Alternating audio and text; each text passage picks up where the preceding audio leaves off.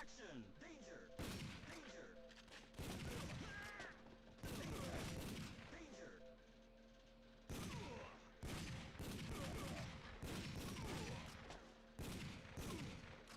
There he is! Gotcha! Action!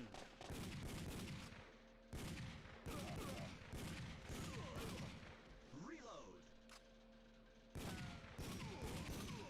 Reload! Fire! Action!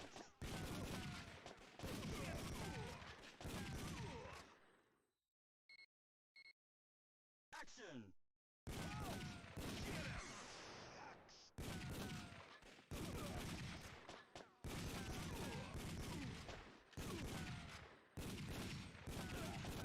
Reload!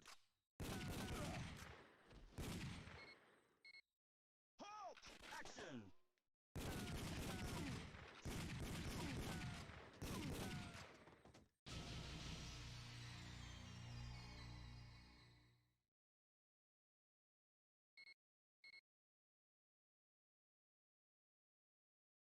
Action!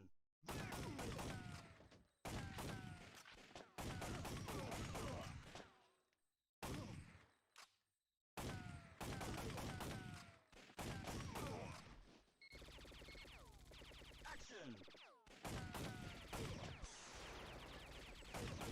Reload! Reload! Reload!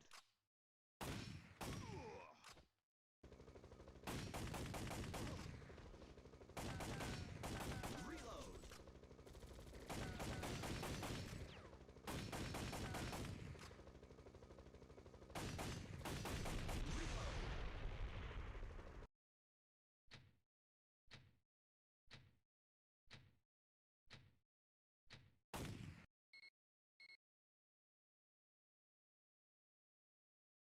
Action! There! Reload!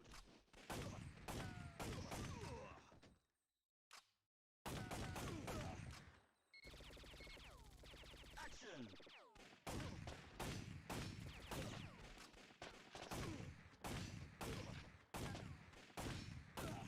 Reload! Reload!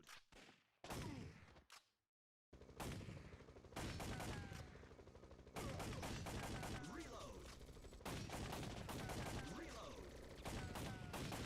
Reload! Reload! Reload! Action! Reload!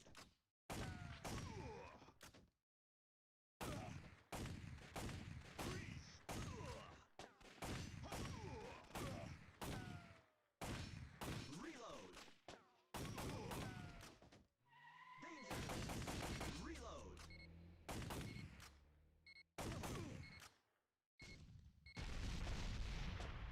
Action!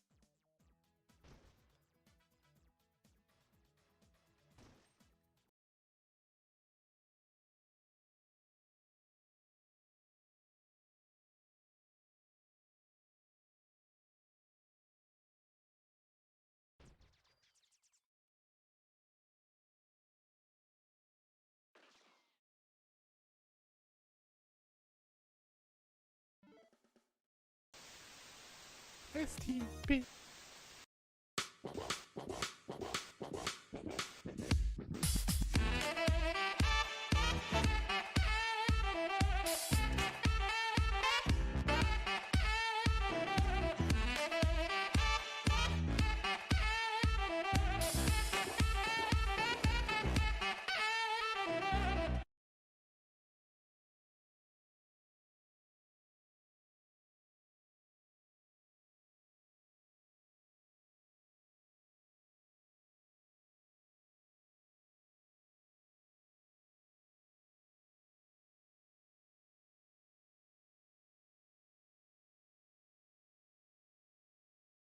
Hello guys and welcome back to the STPL. I didn't cast on Wednesday or Friday last week. I was up, well, I needed to do some stuff and then other stuff happened and then I didn't end up doing it anyway. But we are back. We have 3 days of casting this week. One is to finish off last week's streams and then we'll have Wednesday and Friday to do week 9. And then we'll have a week break as we go into the playoffs. So, not too long left of the group stage this season. But we are here, of course, for the final games of Week 8. Starting us off, we're going to have Wico versus Red. We're going to start with a ZVT. This is actually going to be Red, Blue, Green, rather than the person I've put in here. So I'm just going to update that. Wait, what? Oh, it's called Blue, Green on my database. There we go. It's up to date. But not really much else to say other than we've got a TVZ to start us off. We've got a PvP following up. Another PvP following up after that. I think Jumper may have subbed in for Raz, possibly. Where are we? I'm just double checking my notes. Maybe that was this week. I guess we'll find out in a minute. And then we had Speed versus Ariador as well in Game 4. Now, whether or not there's a Game 5 or not is yet to be decided, of course. And we are going to find that out today. Now, the cool thing is, I am still getting everything ready. So if you guys can just give me a couple of minutes while I figure this out, because I'm a little bit behind on myself again, as always. But let me just double check all the players. 973 higher, yeah. Jumper did jump in for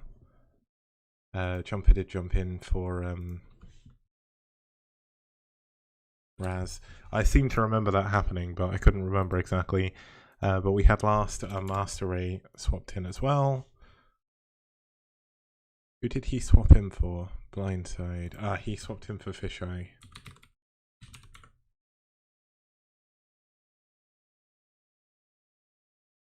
And yeah, we had Speed vs Ariador. So this is the final ones. The only thing that happened is the red Protoss is switched around, but other than that, not too big of a deal. Now, this is going to be hopefully a pretty good series. Wico this season so far haven't done the best. They definitely haven't done, I think, as well as people would expect them to do. If we have a look at the rankings, you'll see they are third, but that's third pretty much almost tied with Naz and StarCast with 2 losses. So if Red can somehow take out Wico here, that is going to mess up their seeding dramatically. IRK are guaranteed their spot seeded into the grand final, regardless of what happens over the next 2 series.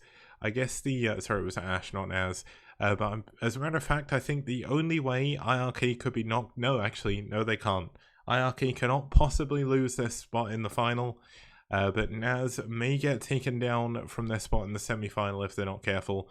But as long as Naz win their final game on week 9, we shouldn't really have a problem with that. Now, the first replay is just loading up. When that loads up, we can jump in and then go from there. So I think it's time we get started. Edgewater say, wait, why are you banned in other Twitch chats? What have you been doing? Like, what do you do to get yourself banned? You've never said anything like controversial here. How can you get yourself banned? What? As a matter of fact, don't say anything controversial, but I don't know. Either way, let's get into it. It's game number 1. It's blue-green, or red-blue-green versus 973.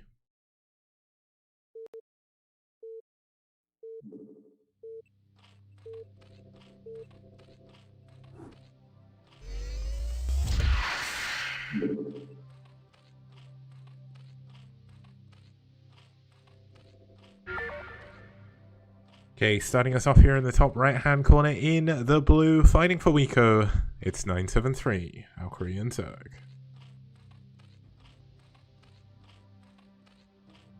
And spawning down here, fighting in the bottom right-hand corner, fighting for red. It's red, blue, green. RBG, or blue, green. I physically refuse to say red, red, blue, green because that would confuse the hell out of me. I know that is his full name, but he's got his full name with the clan tag, so it's all good. Now it's a TVZ. Pretty good matchup to start us off with. We have a pretty good variety of matchups today, which is nice. We don't have like a million PVZs like we normally do. Saying that, we do have 2 PVZs in the next series, but then we have another TVZ as well. Now, as long as Scan showed up, then we should have had that, but I'm not too sure what happened with that series. Yeah, we could call him RBG like CJD. I suppose I could do that, but then saying RGB over and or RBG over and over again is very annoying, and it's also not RGB, which is more confusing. Why did he call himself red, blue, green and not red, green, blue? That would have made so much more sense.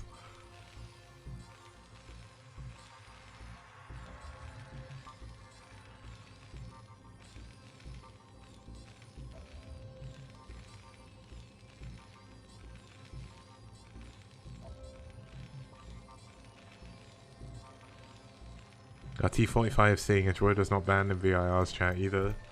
I wonder what happened to cause you to get banned though, because I've genuinely, I don't know if you like behave better in my chat or something, but I've never seen you say anything like horrific that would be ban worthy.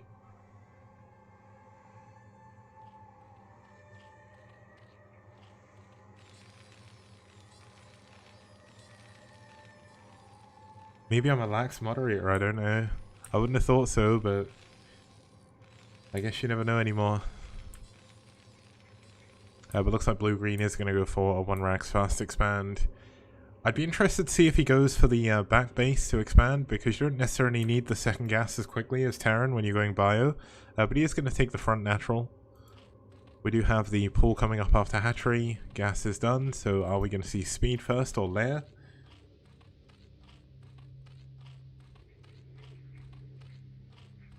Apparently to anyone watching, if anyone cares, Edgewood got banned from Zero's chat for repeatedly making fun of NA being represented in the continent battle by a Korean. I mean, I am a little bit confused by that as well, because I'm fairly certain Crossy lives in Korea as well, and he had, like, as far as I'm aware, he has done for quite a while.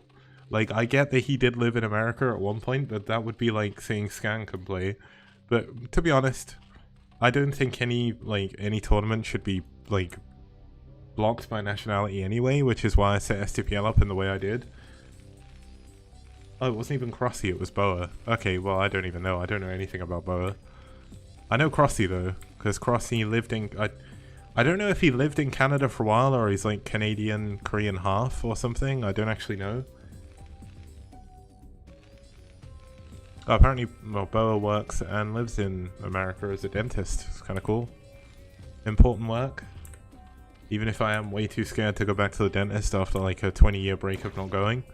But we don't talk about that.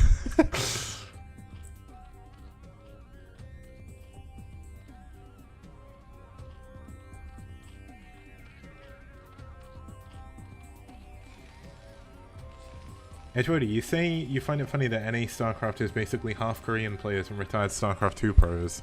Realistically, those StarCraft 2 pros were StarCraft 1 players beforehand, so I don't think that really counts. I do know I need to take care of my teeth, and I do know I need to go to the dentist, but my parents never forced me to go. My teeth are in a massive state anyway, and I know that if I go, it's going to be incredibly painful and expensive, which is what the problem is. Like, I've basically spent far too long to go back now easily, because I'm now more scared of the idea of going to the dentist than what the dentist is going to say, because I already know my teeth are in a state, right, but they don't hurt me or anything, so I don't know. Yeah, the UK actually does have a good level of dental care, it's just I'm too scared to go to the dentist. That's just me. But third base coming up here in the top left hand corner as the Spire starts up. We've got Rote in the chat now, supporting his team.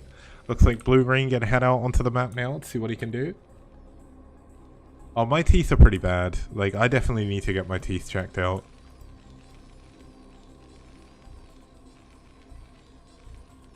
Burrow says, what is it about the dentist that scares you? It's the idea of going, and like, I already have an idea that my teeth are in a bad state, but if I go and it's even worse than I even thought, then yeah, I'm kind of a little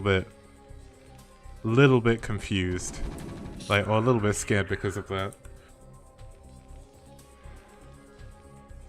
Yeah, I know his theme is red, red, blue, green, but saying red, blue, green is really annoying, so I'm just not gonna do it. If I say blue, green, it's in his name, right? Red is his clan tag. That's how I thought it was initially, and that'll do. It's okay. You don't need to, you're not prying. I bought it up. Okay, RBG. But then why isn't it RGB? Why is it RGB, Roto? Why did he have to do RBG? It doesn't make any sense. RGB is just in my head. It's like, well, actually, no. If you say VGA and then call it VAG, you can't really do that. Oh my god. It'd be like calling DVI VDI or HDMI HMDI or something. But RBG works. I'll try and call him RBG. Well, looks like we have a little bit of an engagement in the middle with the Mutas just kind of poking in at the Marines. They did take a couple of them out beforehand, but not too many. The good thing is the Marine medic has kept the Mutas away from the mineral lines, which has given RBG the chance to kind of skimp on turrets just a little bit. There are 3 turrets by his barracks, which is going to keep him, keep his reinforcements alive for the time being. But RGB really does need to start looking into going into either a factory or more barracks. Obviously sitting on just... There we go. Sitting on no tech is nothing you can really do.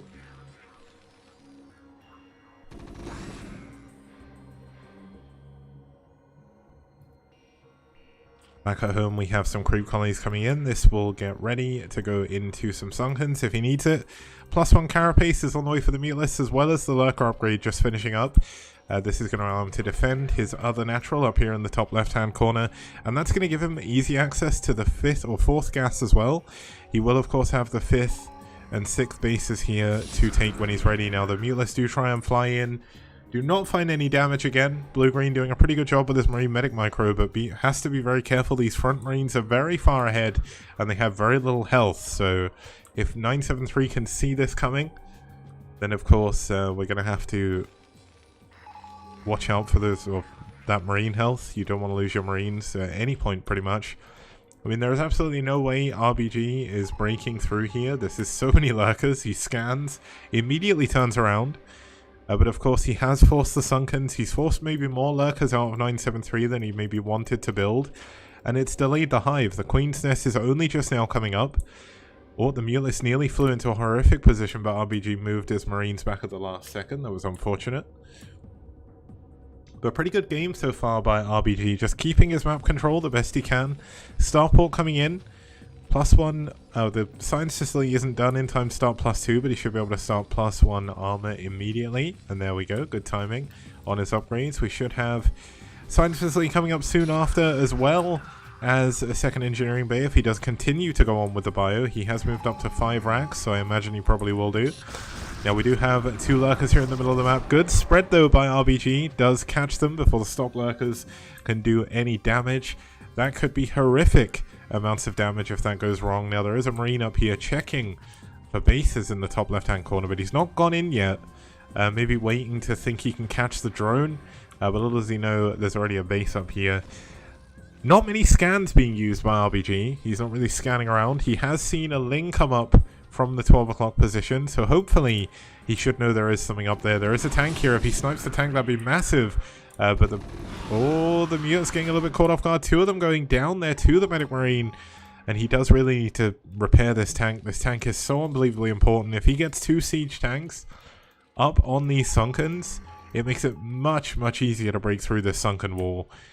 But looks like he has got to be careful. Losing this tank is so unbelievably important. The tank goes down. The medics are in pain. They're in trouble here. And it looks like he's going to have to pull back. And this is going to delay his push and give more time for the hive to come in. The defiler mount to come in. And there we go.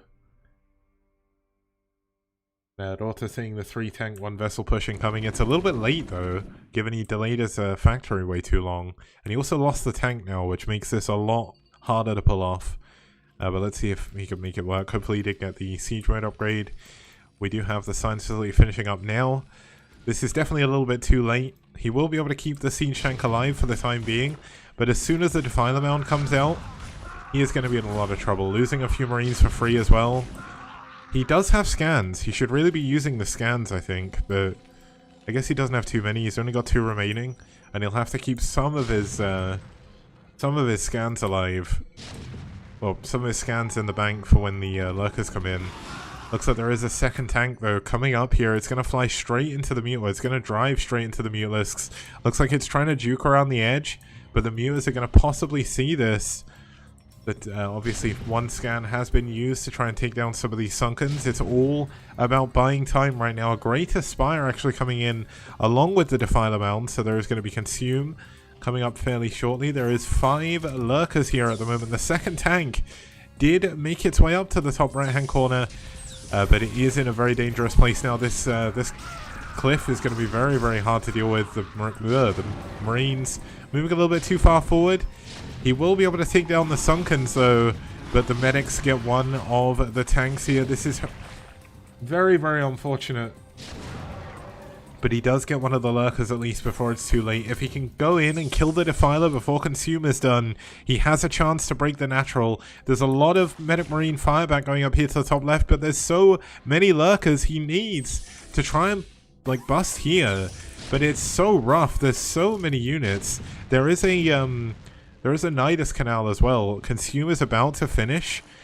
And there are Guardians. So the Guardians can push this back fairly easily. There's only a single scan ready. Or a single irradiate.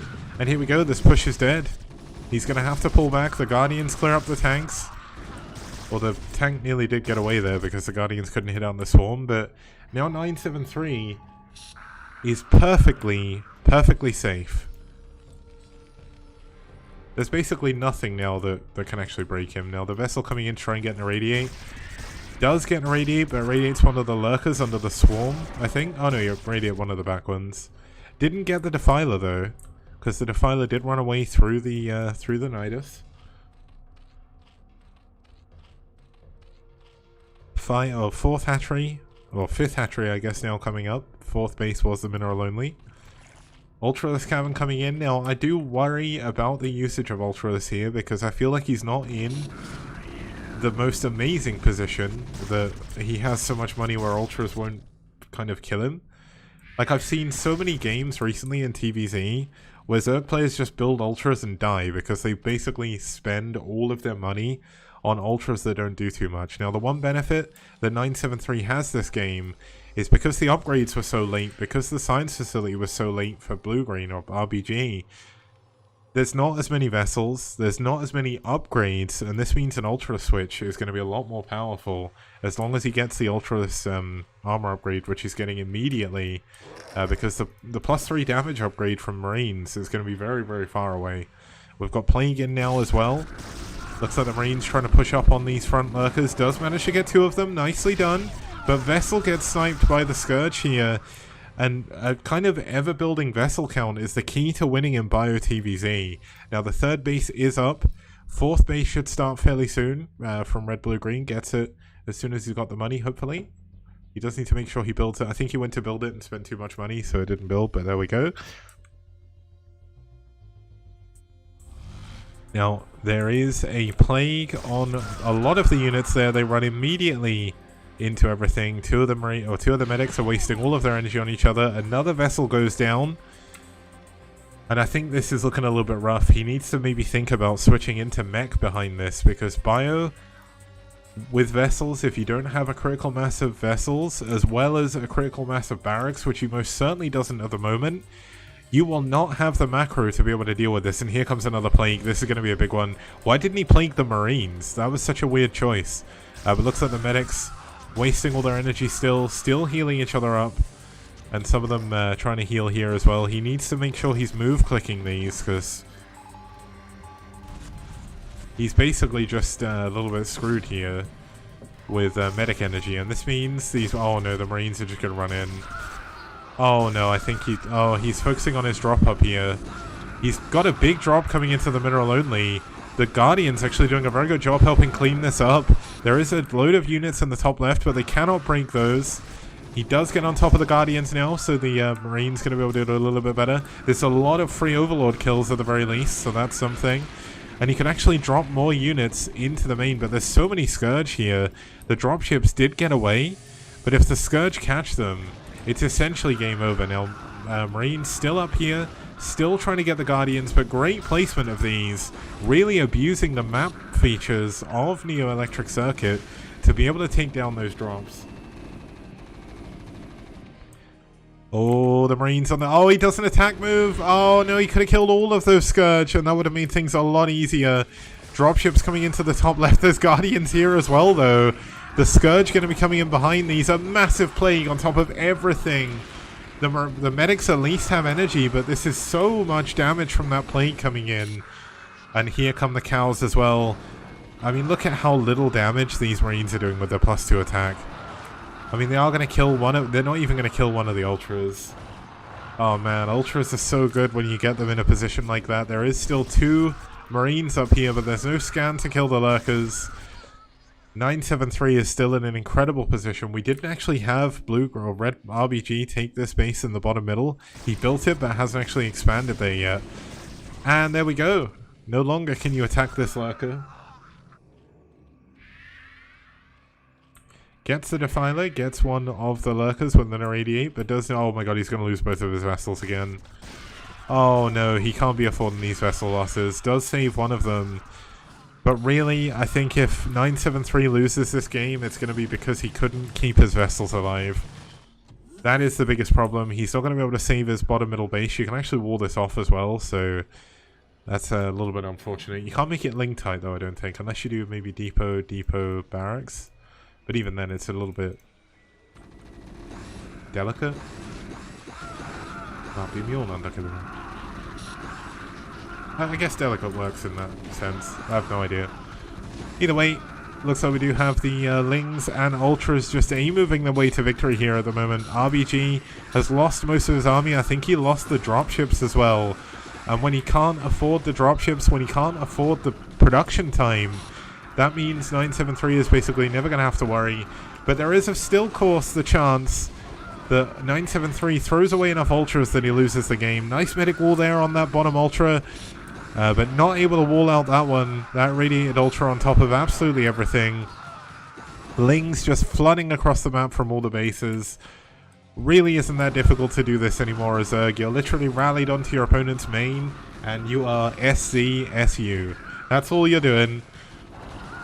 Nice medic wall though, this makes things a little bit better, but the medics go down. We do still not really have enough barracks. Like, this is a big problem as well.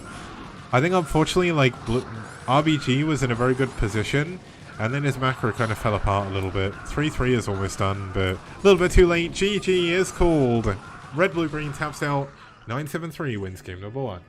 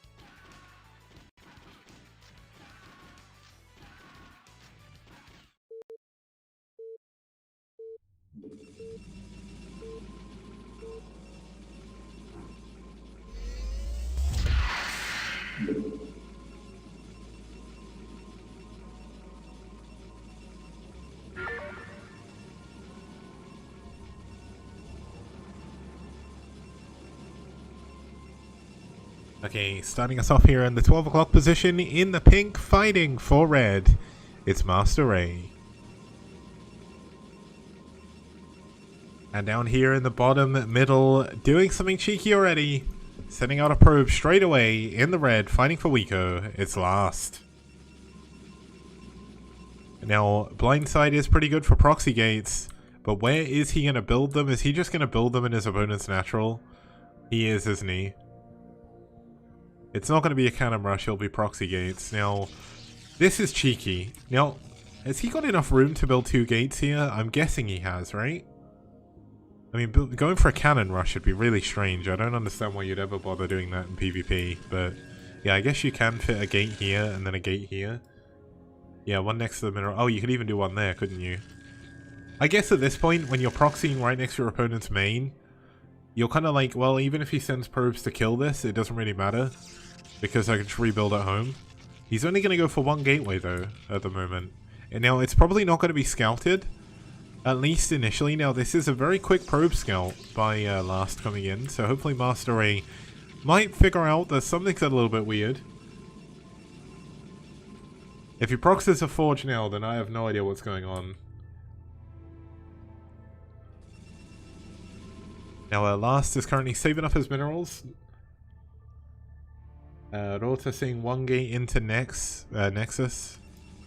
Now, we do have 1 gate gas coming in. We do have a mana pylon coming up in the main base here. Not the biggest deal, but it is going to make his mineral mining on these 2 patches a little bit weird. Second gateway comes in. This is almost the perfect response to this kind of stuff. Now, here we go. Master Ray going to move out. Oh my god, does the probe seriously not see that? Oh no. Oh man. That is perfect placement by Last. But we already have a Zealot here. Like, what is this Zealot going to do? Like, surely it's not going to do a ton of damage. It's just too late now. Like, Last has definitely practiced that, because there's no way you would know that's not going to be scouted. Now, Rota saying it's going to kill probes. There's 2 gates against 1. And as long as Master Ray, like, properly micros his probes, he shouldn't lose a single probe here. Like, look at it. He's already doing a pretty good job. I mean, obviously some of his probes are getting a little bit confused. I don't know where he's sending these. Okay, 1 probe does go down. The Zealot, kind of busy dealing with pylons when he should be attacking the Zealot from his opponent. Oh my god, Master Ray's not building Zealots. Oh no, he's gonna lose because he forgot to build Zealots. Oh no! No way! Oh my goodness. Why wasn't he building Zealots? He's built 2 on 1. He's not got his second gateway building. He could have easily won. He just needed the Zealots. This is a very... Oh my god, those probes absolutely killed it. Now, he's behind in probes now. But technically... I mean, Master Ray, he needs more Zealots. Like, he's attacking the pylon, but... he needs to kill the Zealot here. Now, he is going to. But there's going to be... eventually, we're going... oh my god, it's 3 gate Zealot. 3 gate Zealot against 2 gate Zealot. And he's not been constantly building them either. He's still not constantly building them. This is very, very unfortunate. This is a very sad way to lose. If Master Ray loses this game right now, he is going to feel very disappointed when he watches the replay. I mean, he did a pretty good job against the first Zealot, but the trouble is he was microing his probes so much he forgot to build from the gateways. And that's the problem. Now, the fact that there's going to be 3 gateways worth of Zealots against 2 gateways that aren't even producing, Last is just going to eventually overrun Master Ray. Now, of course, Master Ray can sit on the ramp. And that is a bonus. Now, Master Ray is banking gas as well, as Lucky Noob points out. So that may... it may help a little bit later on, but he needs Zealots. Like, he has to get Zealots. Now, he's going to probably build his core up here to create a wall. And I went to click on it and hit his vision, but... yeah, we're going to have 3 gates against 2. It looks like he has stopped building, like, constant Zealots down here. So, Master Ray's still in with a shot here. It's going to be rough, but he can hold the ramp. Why is he pulling back? Like, surely standing here would be better. You'd have the high ground, but let's have a look at the health of these Zealots here. doing a pretty good job microing back his last, but Mastery doing a pretty good job trading very, very nicely there. Gets a pretty much perfect engagement for the situation he was in. Now, is he going to get caught off guard by the 2 extra like gateways coming in of Zealots? Because if he does, then that could be bad. There's Dragoons coming in behind his Zealot army as well. Now, here we go. We got 5 versus 5. Looks like both players trading a Zealot so far, but the trade going a little bit better so far with Mastery. Very nice micro from Mastery, but now things are starting to kind of spiral out of control over here, and there's going to be a Dragoon popping out in a second that's going to pop both of these Zealots if he's not careful. The Zealot at the front going to be very important. 2 Goons going to come up, help clear up the rest of these Zealots, which is something. But loses one of the Zealots immediately, loses the second one immediately as well. And oh my god, the third one doesn't get the kill. Oh no! He could have got the kill on the Zealot, but he moves. And here we go, we've got 2 Zealots, or 3 Zealots in the base. We do have 1 Dragoon. But now it's going to be 3 Dragoons versus 2. He's actually trapped his Dragoon up against the back wall. He's not firing with his Dragoon. He does have the shield battery. He's doing his best to micro. But this Dragoon's just not attacking at any point. And that's so unfortunate. Doing a pretty good job though. Still trying to keep it alive. Does lose it. But not without killing all of the Zealots for the time being. We do have another couple of Zealots coming in. That's not going to help him too much.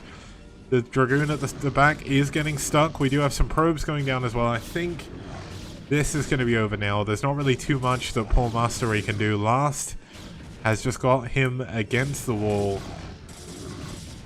And yeah, there's no energy on the shield battery anymore. There's just too many units coming in. Not enough micro from Mastery. And I think that's going to be game over. 2 more Dragoons coming in from the main base. We're going to have another 3rd Dragoon coming in. 2 more Dragoons coming across the map as well. And no Robo coming in. He knows he can win with gateway units, so kind of lucky in a way that we didn't have a Robo coming up over here, especially with Mastery banking so much gas. But unfortunately, he just kind of fell a little bit too far behind in the early game. And, I mean, he's going to be able to clear up this Dragoon at the very least. Nicely done. Good probe micro, like very, very good probe micro. It's just a shame that probe micro isn't going to win him the game. He's just kind of delaying the inevitable at this point. It's very, very unfortunate. He does have his own 3 gateways, but he's not building off of 2 of them because he doesn't have any money where all his probes are running around. And I mean, if you get a single Dragoon out, what's going to happen? It's going to die almost immediately, so it's not going to help. Ben God saying we can buy followers and viewers on big follows, whatever the hell that is. Don't go to that website. But yeah, it's cool to know that you can buy being famous. Lucky Noob banned him immediately, which is good. But yeah, thank you Ben God for the tip. I'll be sure to buy some followers. That was GG. Mastery tapped out. Last one, game number 2. And we're going to head into game number 3 in just a couple of minutes.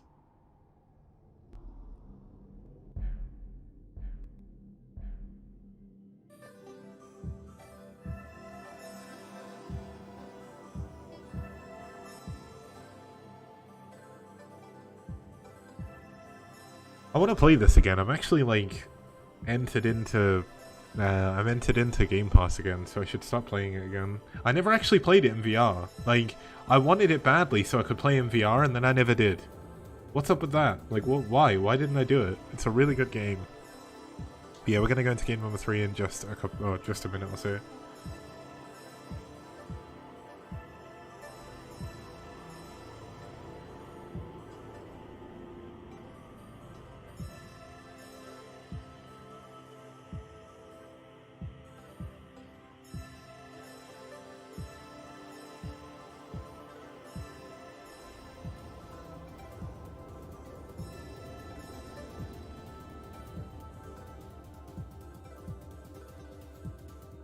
Oh, my game crashed when I load up this replay. Nice. It's nice to know, like, you can crash loading a replay. Like, how good is that? Yeah, you can play Tetris Effect in VR, and essentially, it's like an audio visual like masterpiece. Essentially, like if you've ever heard of a game called Res, which is from the Dreamcast era. Res in VR is absolutely incredible. It feels so good to play. Oh my god, it's so good. But yeah, like, I am the king. I am the king of shilling VR. VR is genuinely one of the best things that I've ever bought. Why the hell did I put that piece there? What am I doing? Oh my god, I hate watching myself play this game. I need to play it again. Yeah, I'm just reloading Brood War again. Yeah, I don't know why I thought this time I'd just talk through the break. But yeah, I mean, Tetris Effect is really, really good. It's one of the best Tetris games ever. Like, the best Tetris games are probably Tetris DS, Tetris Attack, and Tetris Effect. NES Tetris and Game Boy Tetris are good as well, but they're the good old school ones, but I prefer new school Tetris. I like the ability to like rotate stuff when it's touched the floor.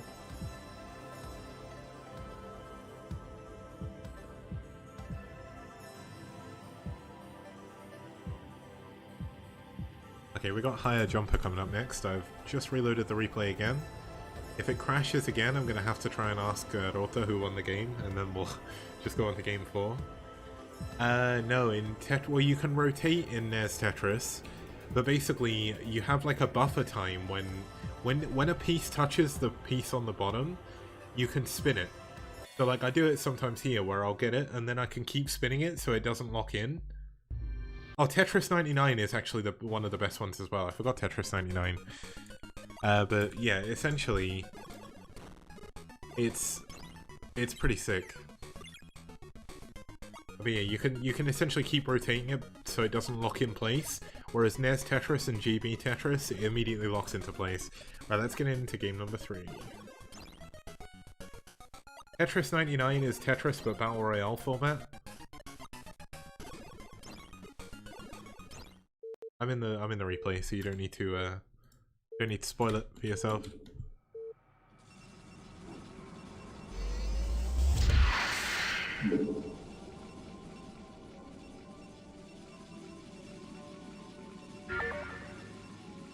Okay, starting us off in the top left-hand corner in the red, fighting for red, it's Jumper. Jumper's from America, if I remember correctly.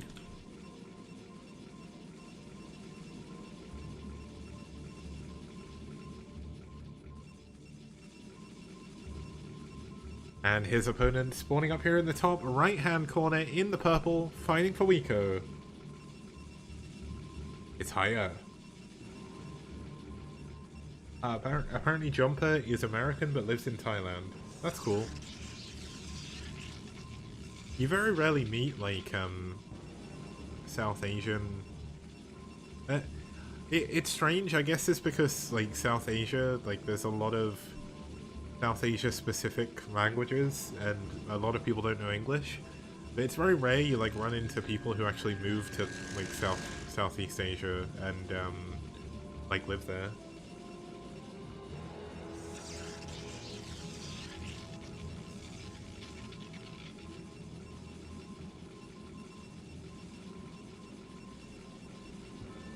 Okay, this game we've not got any crazy proxy gates in the middle of the map.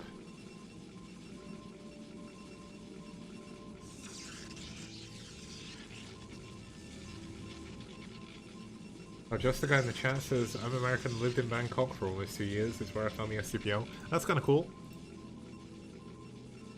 I'm really, like, jealous of people who have managed to, like, move to other countries and live there for a while, because I've lived in the UK my entire life. I don't necessarily like living here, but moving away from the place where you're born is so difficult, and it's so hard. Well, I mean, so hard and so difficult, the same thing, but, like, if you don't know the language, it's difficult anyway, but then it's like, you've got to find a job, you've got to find everything like that.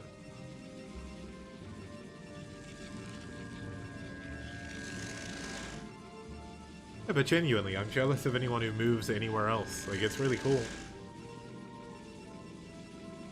Like, I would like to live in Europe as well. Like, places like Germany. I think Germany would be a really nice place to live. Holland would be really nice to live in. I went to Amsterdam and it was great. I'd love to live in Amsterdam, that'd be brilliant. Better than the UK anyway. Thing is, I think I don't even think I'd mind living in the US. Like, one of my sort of real life close friends immigrated to the US and it's kind of cool.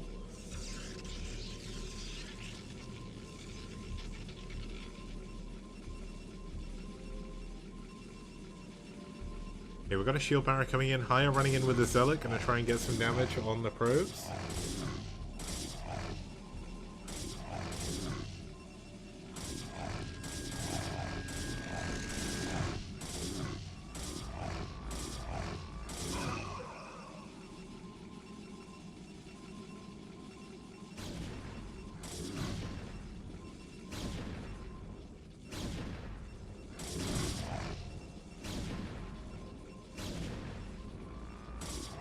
I definitely got legal drugs in Amsterdam. It was the first time I'd ever smoked anything, and yeah. I didn't smoke properly the first few days because I didn't really get how to inhale properly. So apparently I wasn't smoking properly, but I still got high. And then the final few days I got like higher. But it was good. Like I wouldn't want to smoke weed all the time, but genuinely like, oh my god, he's using his shield barrier to save his probes. That's pretty cool. This is a different hire, it's not like the actual hire. Like, oh, Lucky Noob already knows that. We're also saying the game is over, by the way. It's 2 gateways, we are 23 probes against 13. Jump has been taking quite a lot of damage. Oh, higher and higher. Oh, okay, yeah, okay, I get it. Yeah, looks like Jump are going to try and go for a counter. But is he going to be able to make anything work? There is 2 Dragoons here already, another 2 are going to be popping out. And it's only going to be 3 Goons and a single Zealot against all of this.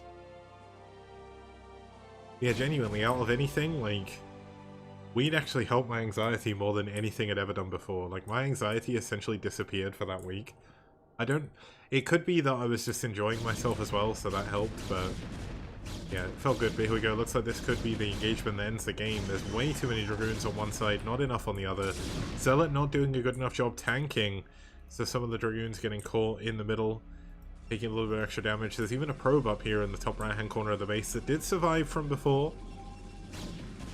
Hi Main Player, nice to see you.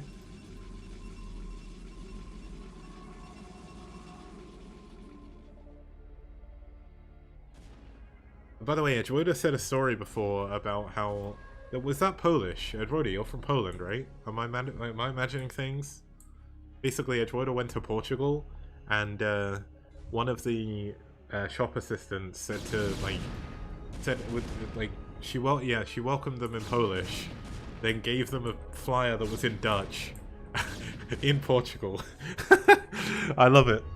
That, like, genuinely, I absolutely love Europe for that.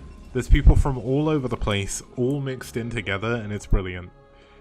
The thing that makes me laugh recently is for the last like couple of years I've worked with this Polish guy who moved to the UK. I don't know when, but basically he's younger than me, and his like humor is just terrible. It's just boomer humor. It literally is just boomer humor. Like he just posts in like there's a rate my joke chat thing we have in Slack. And he basically just posts like boomer comics of like wife bad essentially, and it's like what? Like where did your sense of humor come from? It's terrible. That kind of humor is not funny, Dota. Like when I say boomer humor, I mean like the boomer comics. I mean like the boomer comics which are like kids can't read and like wife bad, that kind of stuff. Right? I don't mean like actual comedians, right? Comedians are funny. It's just like the really bad comics, like the boomer comics that people call them from like newspapers. Also, why did the partially blind man fall down a well? He could not see that well. That's not boomer humor, right?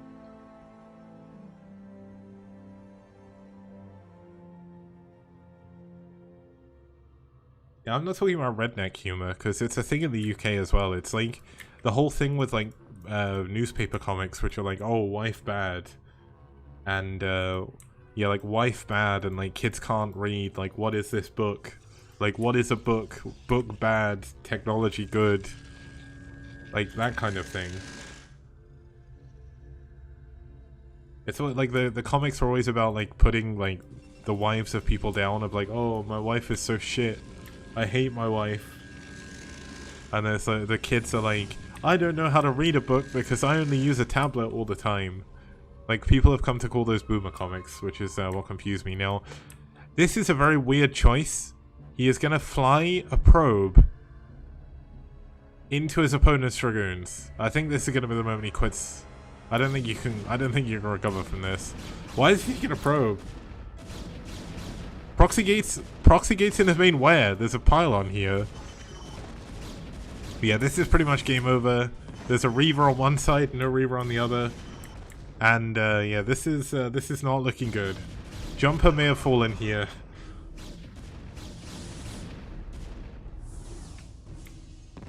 Oh my god, that Reaver Scarab was pretty juicy.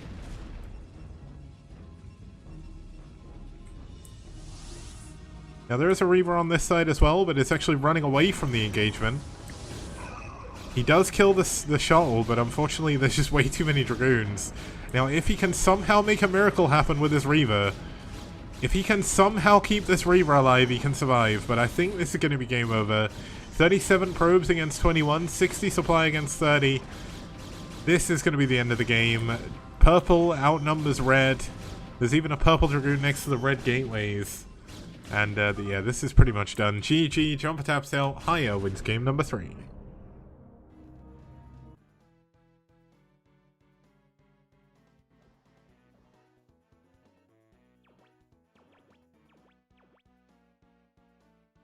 on, time to race.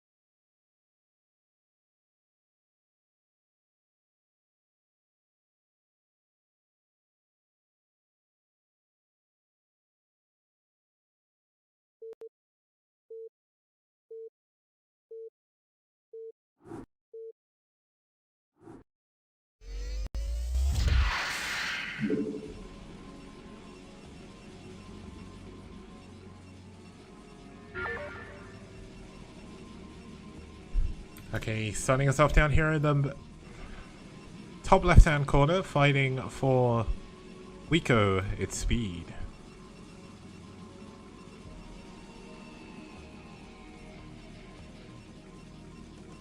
And up here in the top right-hand corner, fighting in the pink for red, it's Eriador.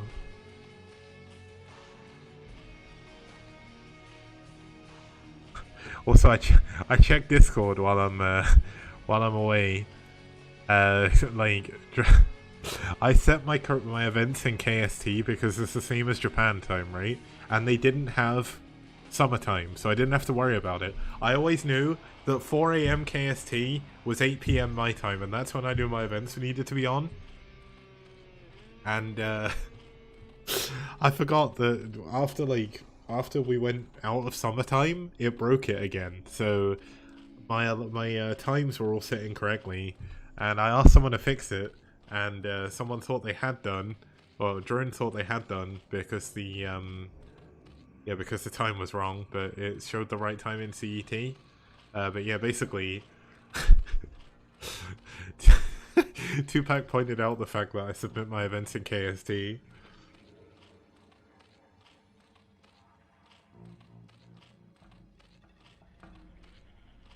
Okay, spawning pool coming in. That is an overpool here for Eriador. Speed going for a gate first. Now, I don't think this is the right wall for this map, but I suppose Speed has a better idea of how to do this than me, so I'm just going to leave it up to his imagination. I'm fairly certain you need like the gateway here or something. I get confused by the wall on this map because it's quite confusing.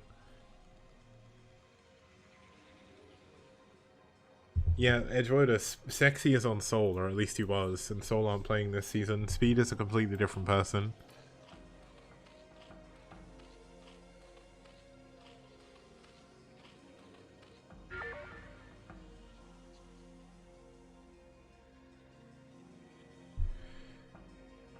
Okay, the first zealot is on the way to try and do some damage. We'll force out a couple of lings at the very least.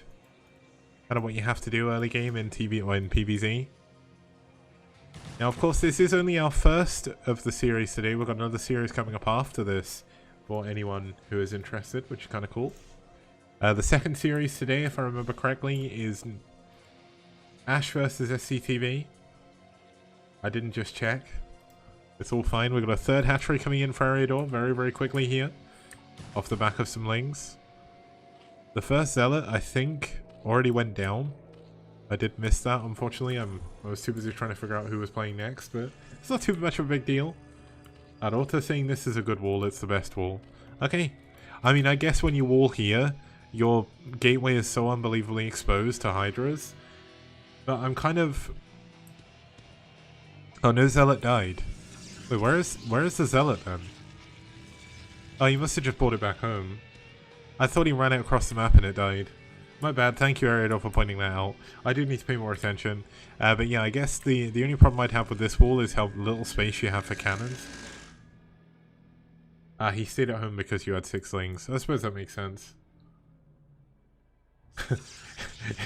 It's what I'm saying, Ariador on stream, GG Zerg1. People, especially Drone, has watched his games where he's lost before. It's not like Avilov, when he used to only turn up when he won. I wonder what Avilov does these days. It was probably a good idea that he retired from Brood War because he was very, very angry.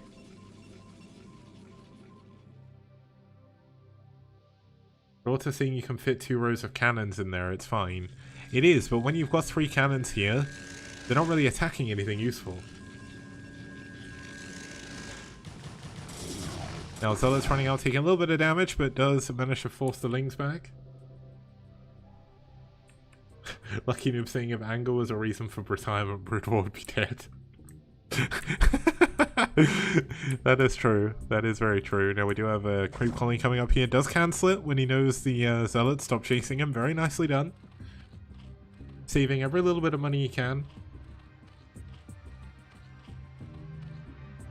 That hatchery is done. Now is Ariador going to be going for the 973?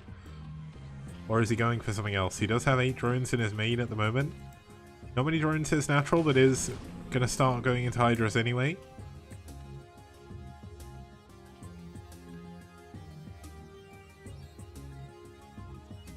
Also, I 100% retired from Brood War because I got angry at myself. Like, I just couldn't do it anymore.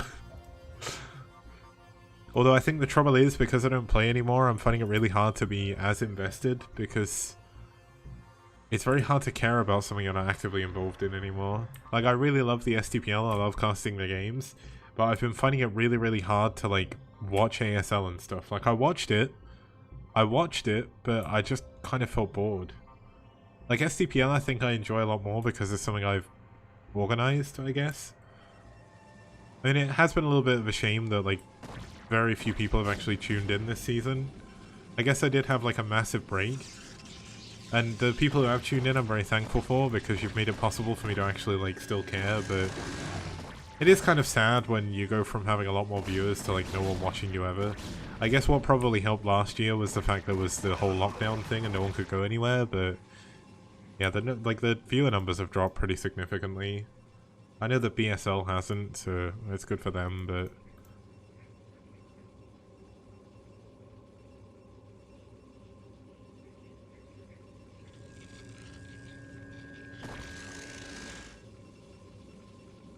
LML saying, please post on TLNet, or maybe post on TLNet regularly to stay in people's minds, so I always forget.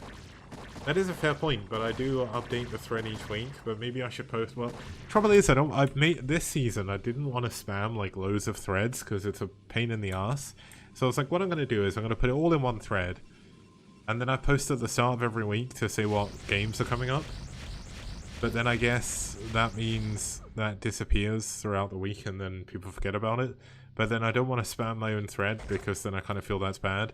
Eriador is doing a lot of stuff with like cancelling creep colonies as soon as he knows his opponent's not moving out. That is very, very good. STPL email list. I'm definitely not going to do that.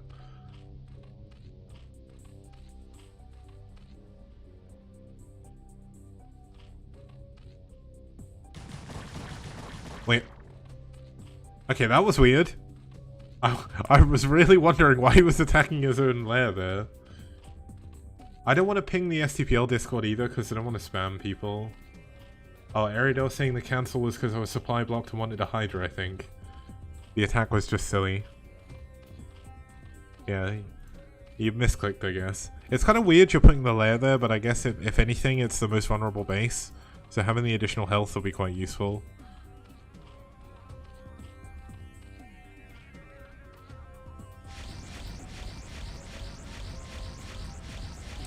I guess what also changed as well is like last season we had like Bonith playing, and Bonith used to like very rarely stream at the times I was streaming, and when he did he would always raid me afterwards, so I'd always get his viewers.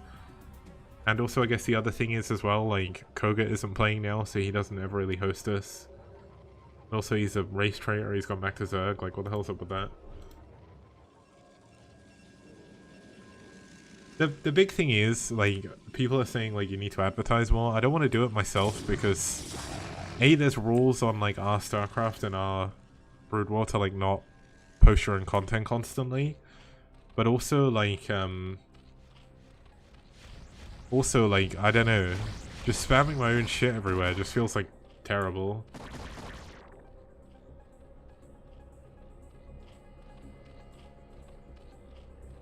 And also saying don't call people who switch race traitors.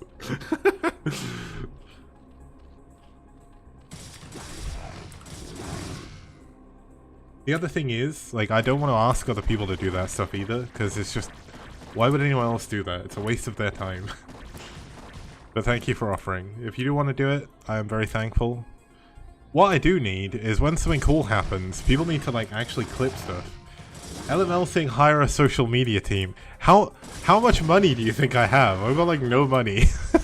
If I could hire people, I would have done that long ago.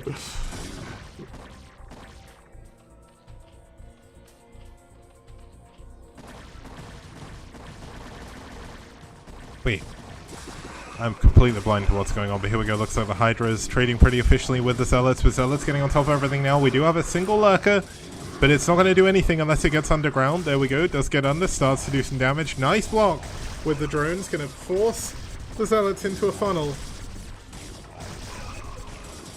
Also, Steelix, the casts are Monday, Wednesday every week. 2000 GMT.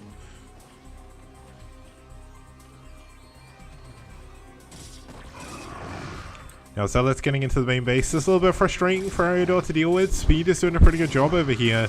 These +1/+1 Zealots really doing a lot to the no upgraded Hydras.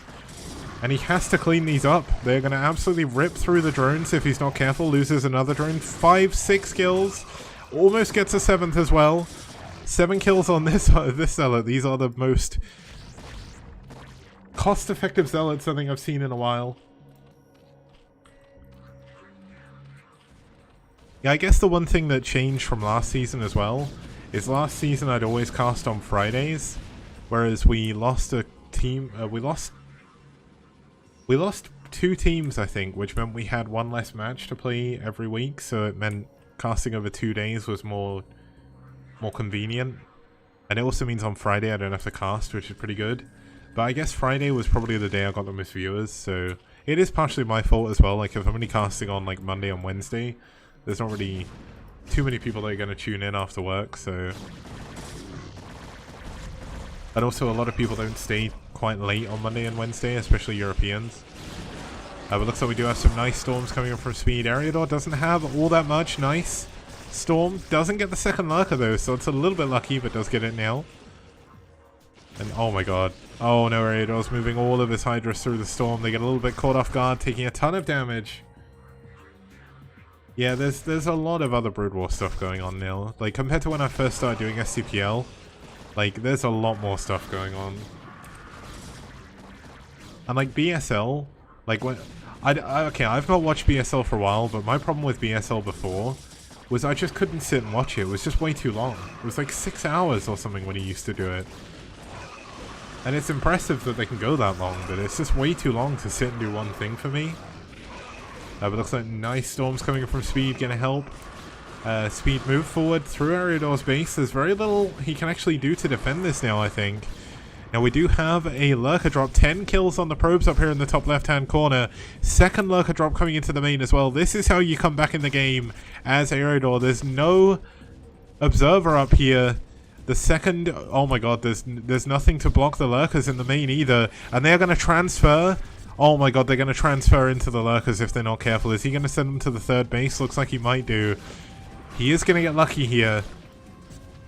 But there is 2 lurkers in the main base. We do have the push coming in still on the right-hand corner.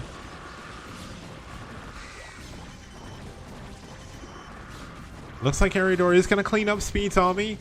And due to the amount of damage he's done with his lurkers here, it's not the... how did... what the hell? I did not realize a probe could actually dodge the lurker spines like that by just moving back and forth.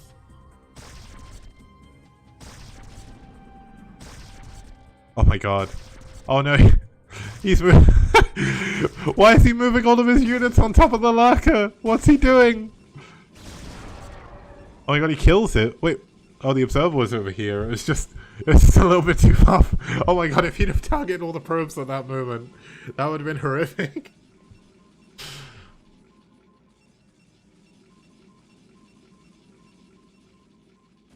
Now, LML seeing if Boxer's Marines can do it, so can probes. I thought Boxer's Marines could do it because they were stimmed. I didn't realize probes moved fast enough when they were mining gas to dodge lurker spines. That's insane. Quite lucky as well, I guess. Yeah, I get, because I have had my units die in that specific situation as well. Maybe it's because SCVs are fatter, I don't know. Yeah, the Reaver... the Reaver can't do it.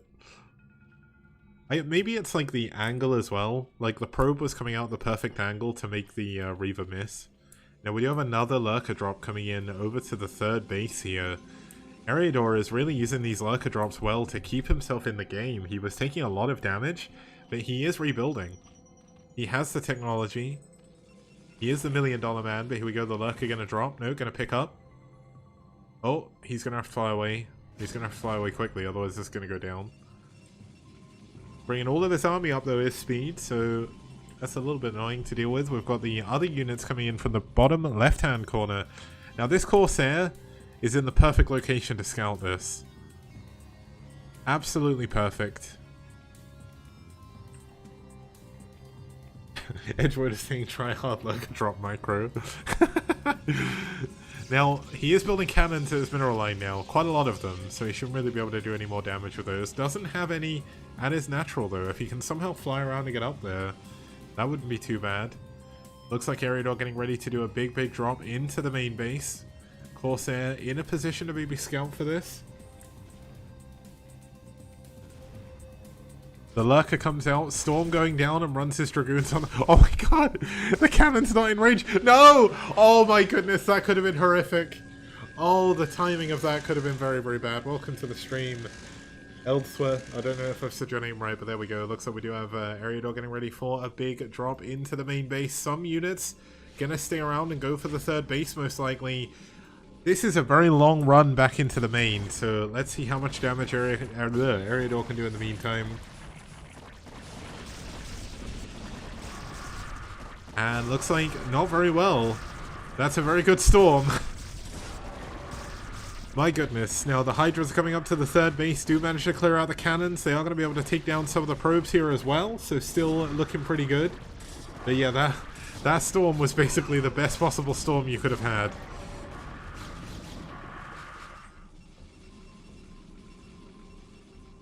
Now we do have a DT coming down here to the bottom right hand side. Ariador going to save his one drone. Maybe just sending that to expand. The DT's like, I don't want to attack. I'm just going to go kill this one drone.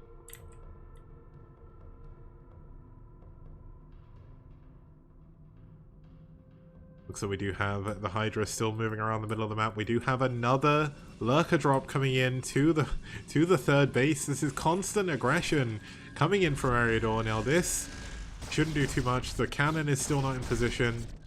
There is going to be a storm, and that's going to kill everything. This maybe wasn't worth it. We do have Hydras trying to come in from behind, but they do get stormed on the bridge.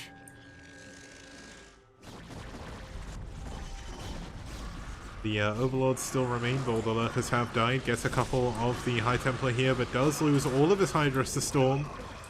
More units coming in from the other side. Can he sandwich the Protoss army? It doesn't look like he can. So he is going to have to fall back. Now, if he somehow gets the main, there's only 3 cannons there, but there's just not enough units anymore. And Eriador doing his best to try and keep his drone alive. I think the DT came back. It did. It killed 2 drones down here, maybe some more. Maybe these were all the drone kills, but it looks like Hydra's going to come out and finish this up.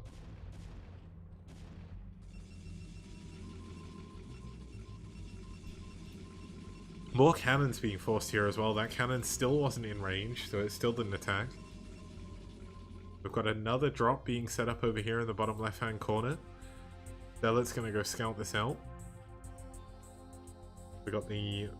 I don't know how many hatcheries this is. Let's actually count them. 1, 2, 3... 4, 5, 6, 7, 8th hatchery down here at the 4th base, or 5th base even. Now this base is of course a mineral only, just in case you don't know Talcross, so this base and this base are not going to be super important for Eriador. This base is also a mineral only.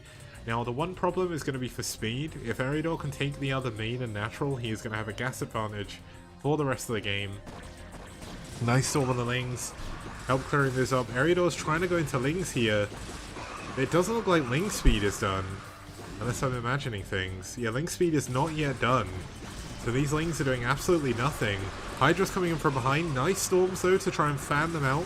Eriador doing a very good job splitting the best he can. There's a storm available. Does use it before the High Templar dies.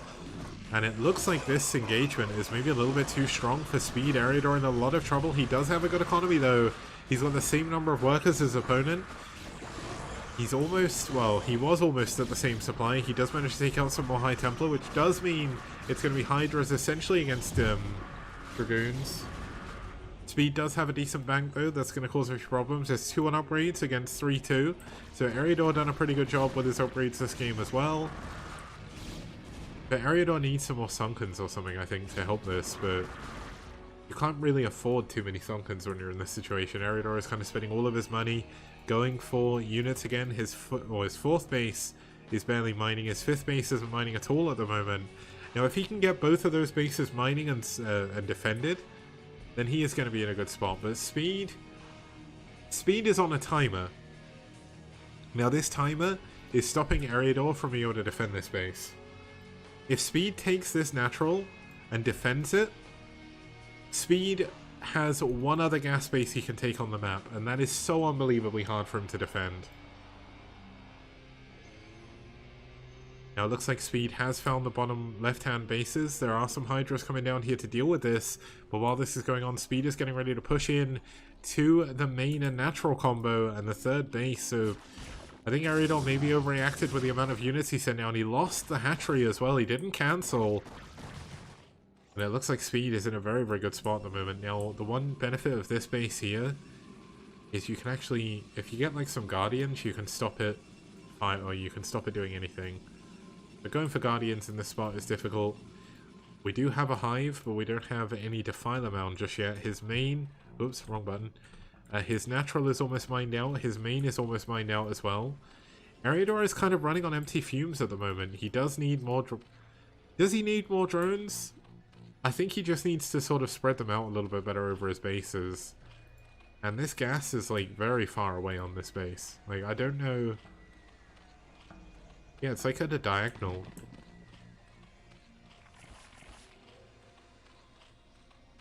Rota saying good button, press it again. It looks like the 4th base is going to come under fire here. There's not actually that many units defending to defend this area. He's going to have to funnel over a bridge as well.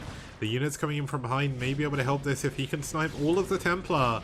Maybe he can take this engagement, but it's going to be rough. Storm coming on the Hydras coming in from behind.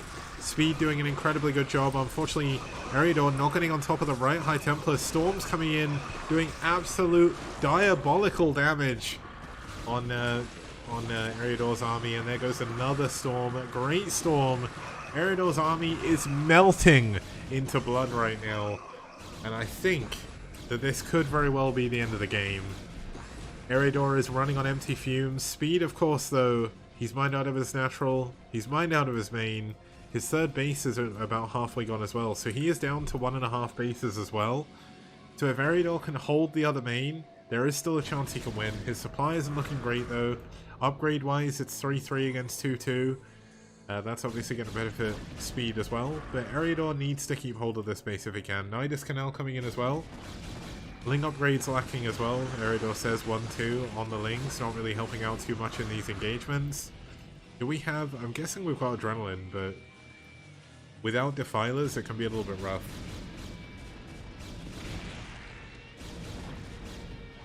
Now the drones can all escape through the Nidus, but there we go. GG. Eriador taps out. Speed takes game number 4. And that's going to be a 4-0 victory here for Wico.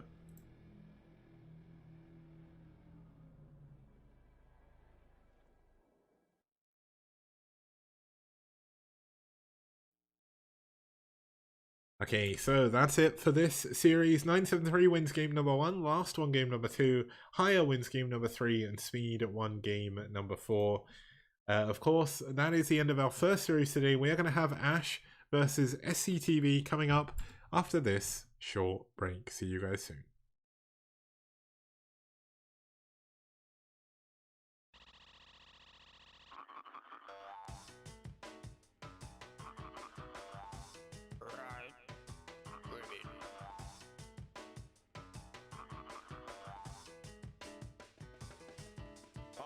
In the flea market so early.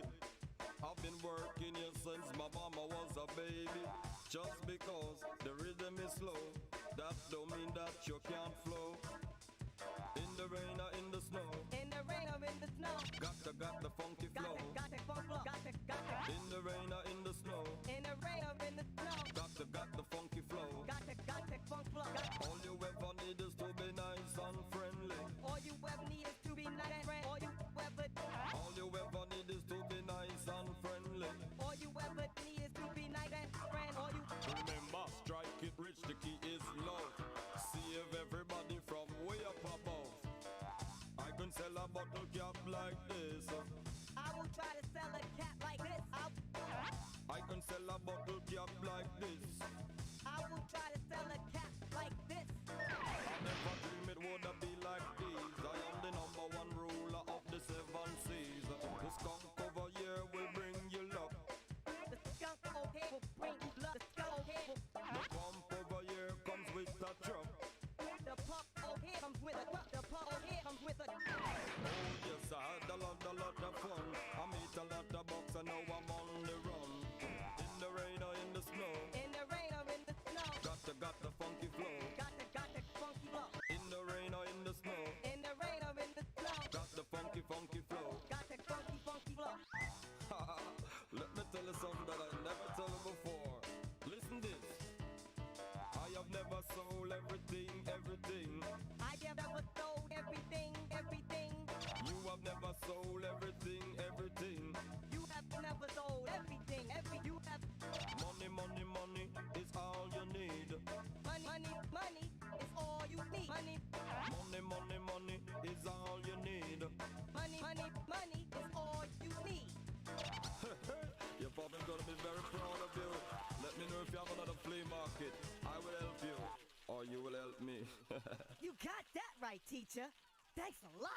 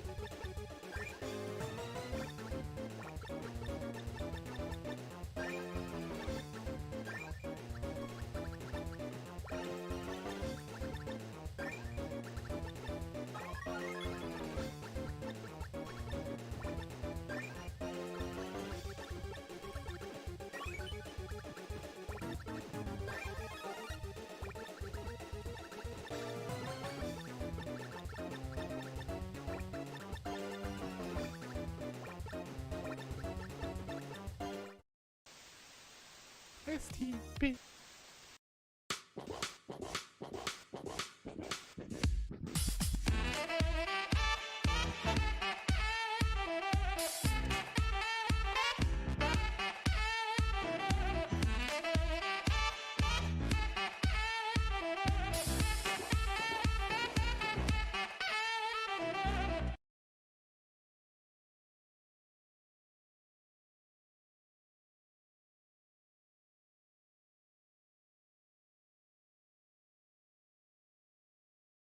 Hello guys and welcome back. We are here for our second series today. It's going to be StarCast TV Stars versus Ash.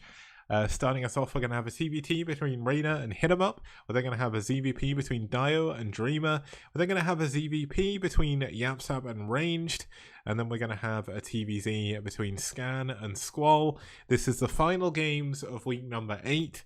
Starting from Wednesday, we're going to be doing week 9, which is the final week of the STPL Season 5's group stage, which is kind of cool. And we do get a TBT, and they are two pretty good players to play against each other, so I'm looking forward to it. Let's get into it. It's game number 1 here on Neo Electric Circuit.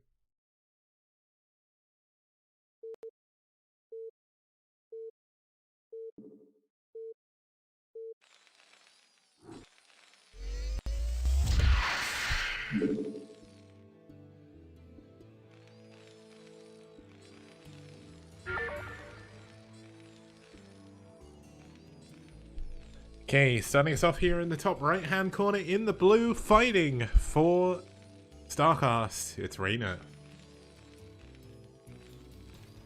And down here in the bottom right hand corner in the red, fighting for Ash, it's Hit 'em Up.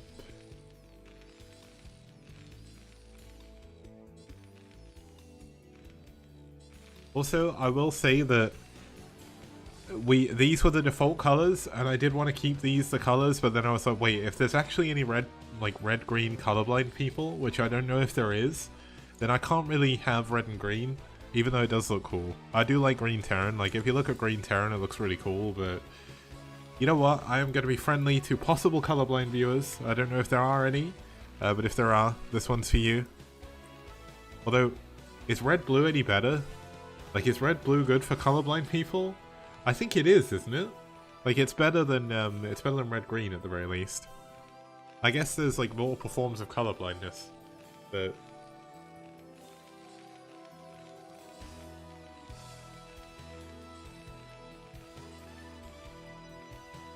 you know the funny, well, I guess this isn't really funny, but while we get into this TBT where both players are kind of building their barracks and not much else is happening, when I was young, like when I was really young, I genuinely thought colorblind people just couldn't see color at all. I thought they saw everything in black and white. Because at the end of the day, right, when I was a kid, like this was when I was like super young, when I was like 5. Well, 5 is super young, but like yeah, when I was super young, like my nan on my mum's side, my mum was like on the older side compared to my dad, or at least her family were on the older side. So my mum was the youngest of, unfortunately 2 of them died, but 6 children. So the gap between my mum and her oldest brother was 19 years, which is weirdly enough the gap between me and my sister. But essentially, all of the family photos on her wall were black and white because they were from when my uncles were babies and stuff, when my mum was a baby, and like everyone just had black and white cameras. That was it, right?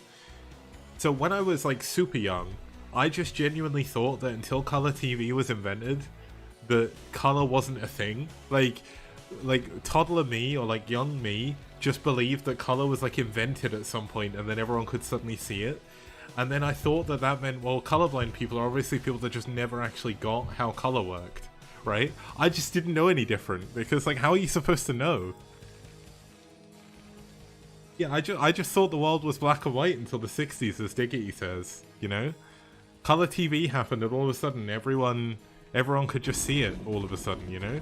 Oh, nice block by Hit 'em Up on the SCV. I think the SCV can't get through here anyway, but lucky you're saying if you've not seen One Division. That is a very good point.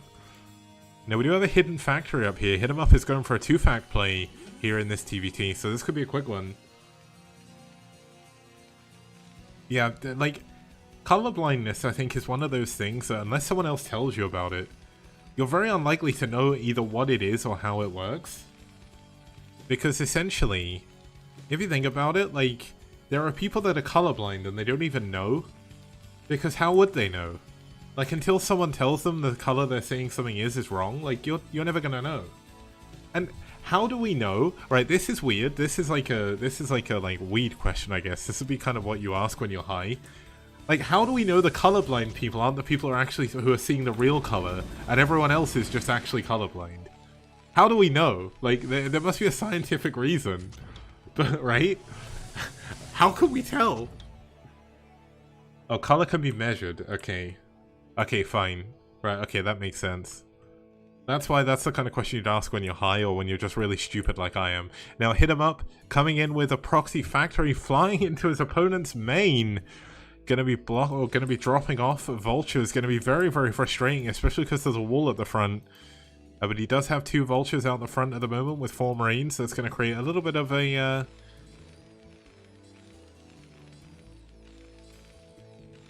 yeah, a little bit of the thing. But here we go. Looks like the oh my god, the SCV soaking up some of the hits, but oh my god, the vultures actually get in.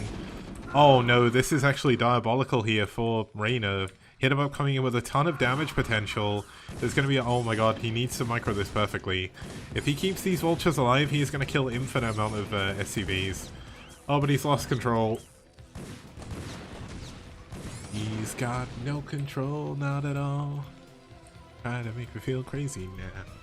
But yeah, there we go. We've got 2 vultures coming in from the proxy factory here. Going to be 3. It does take 3 vultures to kill an SCV, so better to go with 3 than 2.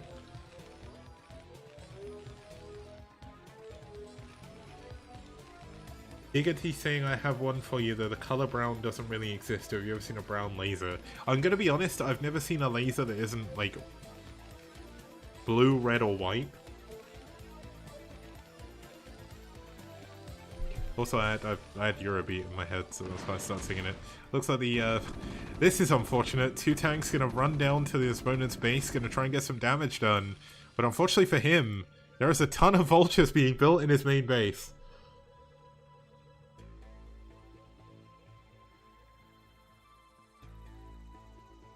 Giggity saying brown is dark orange, but our brains categorize it because of the language. In fact, you think about it a moment, you can see, oh, brown is really just dark orange. Well, how does that explain tan? Tan, I guess tan is like another form of like dark orange. It's like, thing is, brown is just a mix of multiple colors, right? Okay, here we go. Looks like just the guy in chat wants me to highlight this game, so I will do it. I don't know if you want to highlight it because of the weird color chat or the actual game, but there we go. That's the first time someone's redeemed that, by the way. I'm actually going to have to do some video editing for the first time in forever. Now, there are 2 tanks here at the front. Both of them sieged up. Means they are going to kill these tanks very, very easily. Tank getting in here before. Oh, is it going to get one of the tanks? No, it doesn't. It dies. But the problem is, Reina has very few SCVs left alive. Oh my god, the Marines are out of the bunker. If he just kills the Marines, there's no Marines in the bunker anymore. He can just kill the SCVs now. Now looks like another tank goes down. This is a very nice push at the front. The Wraith is doing so much here. The tank is out of range, but it's taking damage anyway. Oh, this is so rough. Now mine's getting taken down by the Wraiths as well. It's 22 SCVs against 6. As long as Hit 'em Up just pushes, yeah, he's just going to push with his SCVs. He should be able to win this game here and now. Gets another tank. This tank is still alive. Hit 'em Up, building Goliaths in his opponent's main now. He's got no way of bringing tanks back to defend this either, so he is pretty all in.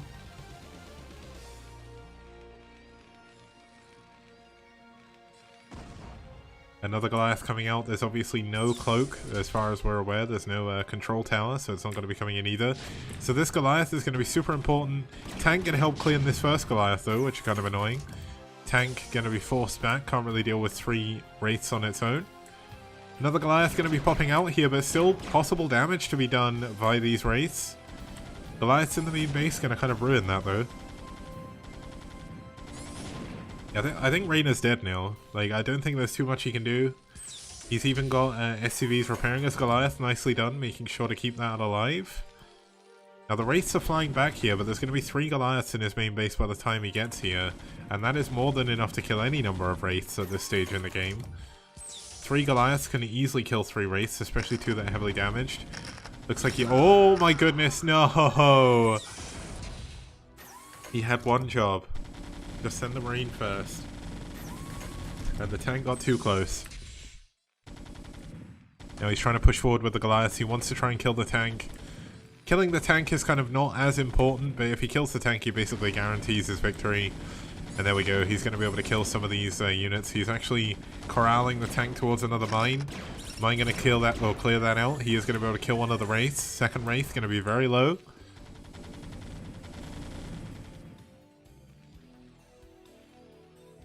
Diggity has linked me for after the game, enwikipedia.org/wiki/shades of orange.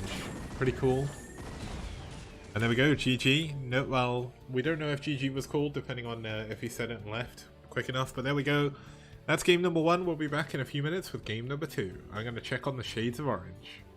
Welcome to Lake Paradise. Select an area. Large area. Enjoy your fishing. Select the lure.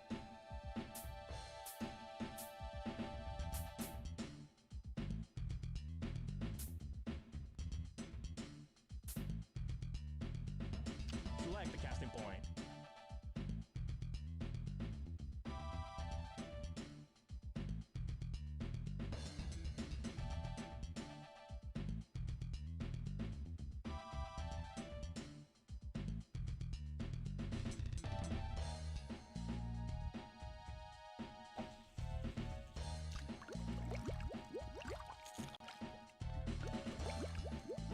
Bite it.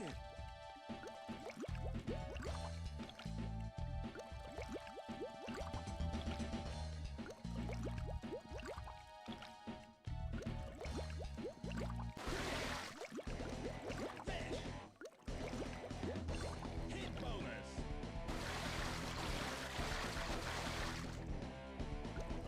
Turn the rod right.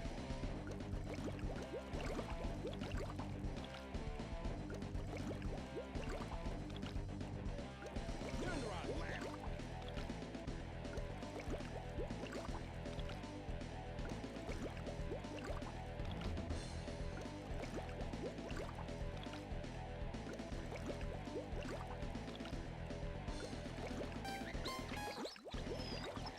Turn the rod left.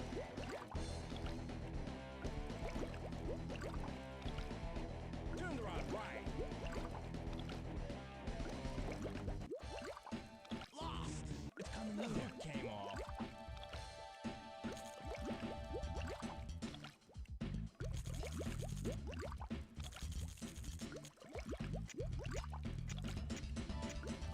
It's gone.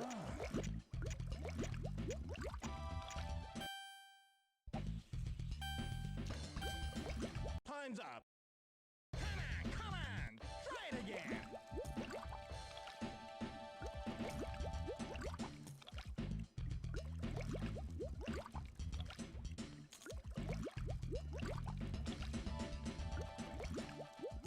It's coming near. Bite. Fish.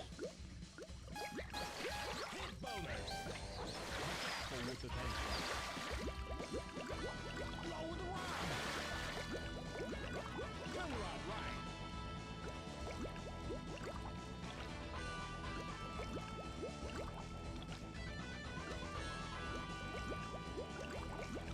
Turn the rod left.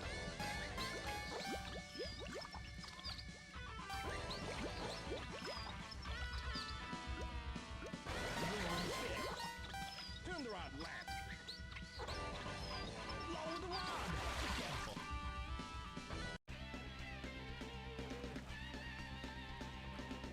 Oh, a big one. Rank in. Time bonus.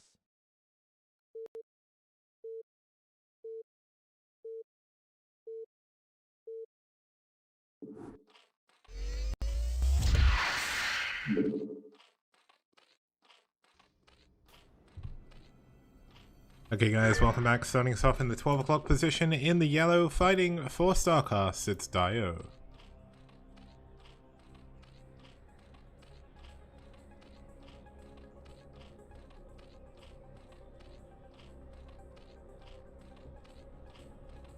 And his opponent spawning down here in the 6 o'clock position, fighting in the green, it's Dreamer, fighting for Ash.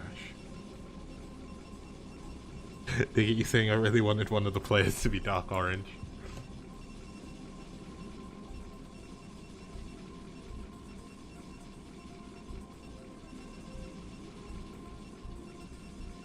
You mean dark orange is in the web color?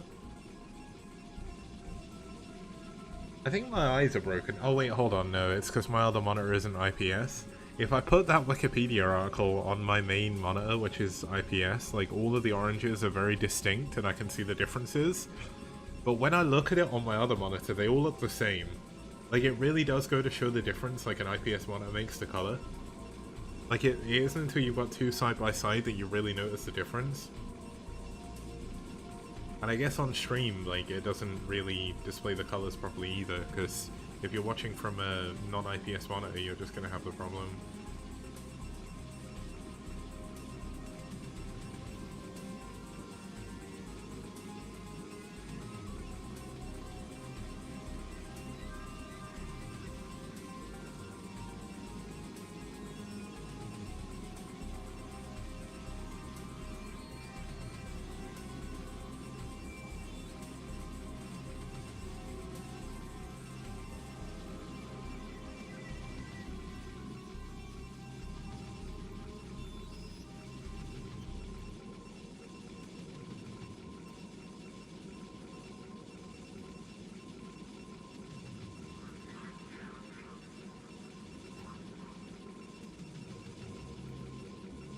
Okay, apologies, I got myself confused looking at colors, but there we go. So we do have a Forge Fast 6-man coming in from Dreamer. Dio up here going for an overpull, I believe this is. No, it might be a 9 pull actually due to the speed of the lings. Yeah, I think it was a 9 pull. He's going into a 12 patch afterwards though.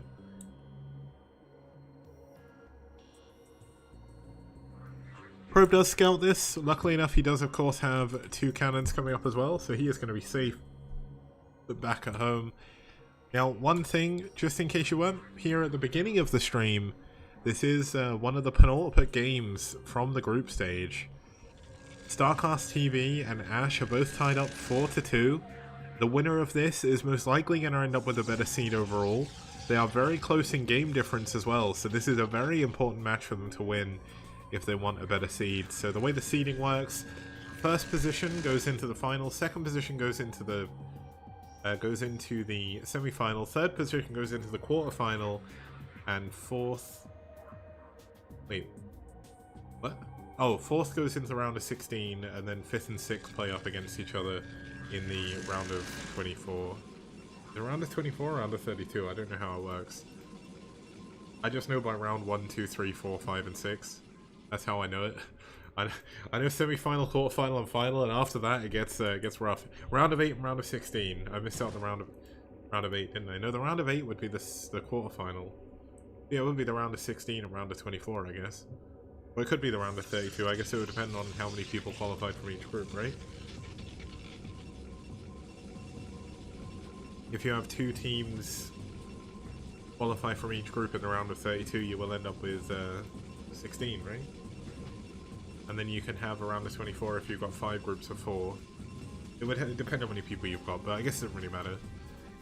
Essentially, you want to get one of the top 3 seeds, because the top 2 seeds essentially give you the best chance of winning the whole tournament, because it puts you basically directly in the final, and it means you only have to beat 1 or 2 opponents. Whereas climbing your way up from the losers bracket, as it were, like the 5th and 6th position, is quite difficult. Because you're up against the 3 highest ranked teams in the tournament after your first game, or the 4 highest even. Like you have to, if you're 5th and 6th, you have to beat every other team to win the tournament, which is crazy.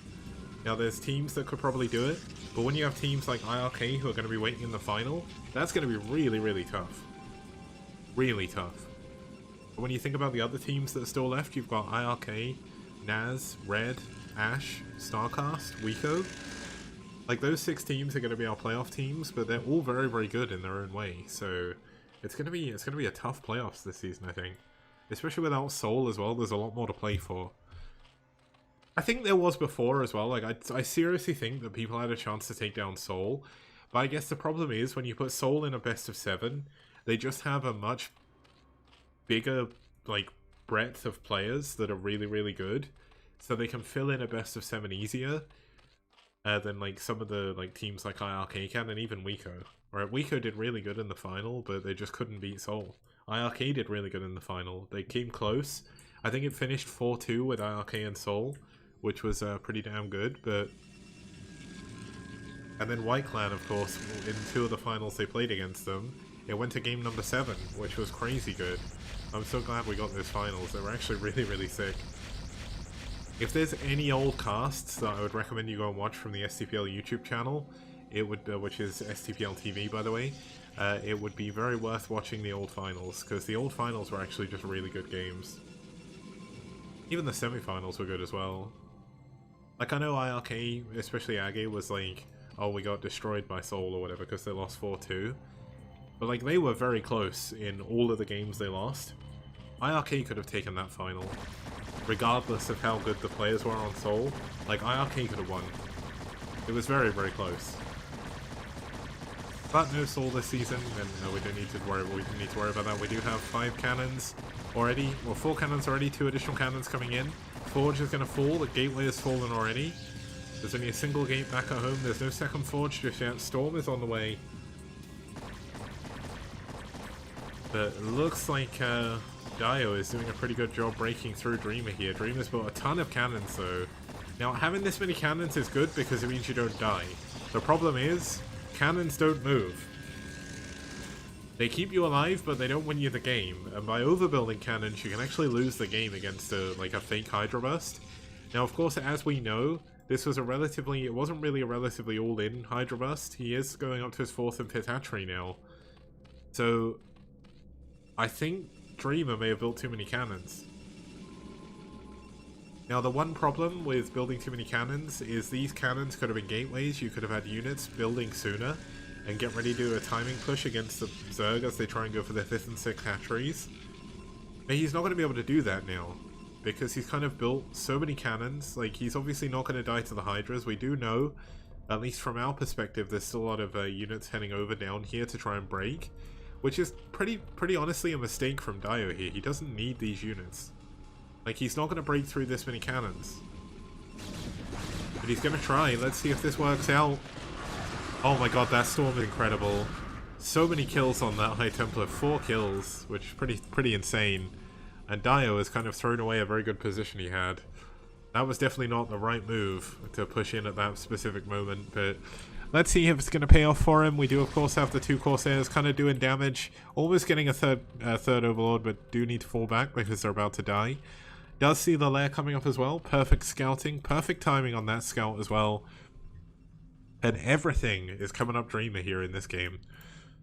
Like, everything that could go right has gone right so far. So, hopefully, that's going to leave him with another victory, because StarCast have some very good players coming up next. Like, StarCast, as I did mention before, they've got Yapsap, who's a pretty strong Korean Zerg. And we've also got Scan coming up after this. So, I think that Ash are going to have to win this game if they want to guarantee them a chance at least to get to an ace match, because I think breaking through Yapsap and Scan could be quite difficult. But I think if they can win here, if Dreamer can take down Dio, they can at least force an ace match and maybe get a win there. Now, I'm not saying that Ash can't beat Scan or Yapsap, because they certainly can, but it's going to be harder. It's going to be harder than going through Dio, so that's why this is a very, very important game for Ash right now. And we are going to have a Storm drop coming in with a DT as well to add insult to injury and a Zealot.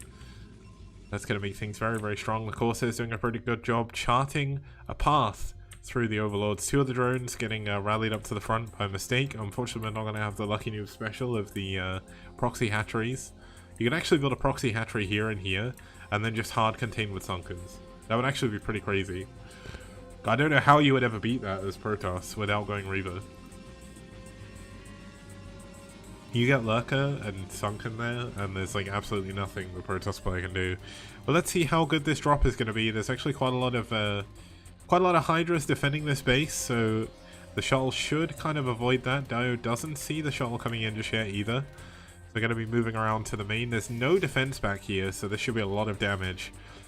And I think this could be a pretty strong indicator that Dreamer might be in a good spot this game. If this drop can go off and do a ton of damage, he drops the DT first. The DT is going to run up past some Overlords, so the Hydras are all going to run down here. And oh, this is clever. He's going to go across with the Storm Drop to the Natural. Oh my god, the drones are transferring into the Storm Drop. Oh my goodness. So much damage going to be done here. They're transferring. Oh my god, so many drones are dying. This is insane. 14 kills on one of those High Templar there. Gets the final drone. And that was an absolute amazing amount of damage from Dreamer. Dio's economy is essentially crumbled in one move. Essentially, Dio's Hydras just voted for Brexit. Just saying. Like, he killed his own economy. Oh my goodness. But that was really, really nicely done. Using the DT to force the drones away and then just dropping in their path. That is so, so good. But yeah, there we go. We've got 6 hatcheries, or 7 hatcheries. Wait. No, 6 hatcheries, so he's going to be able to rebuild his drones pretty quickly, but that means he's not building units. And that means when we have the Protoss player pushing out here, there's no upgrades.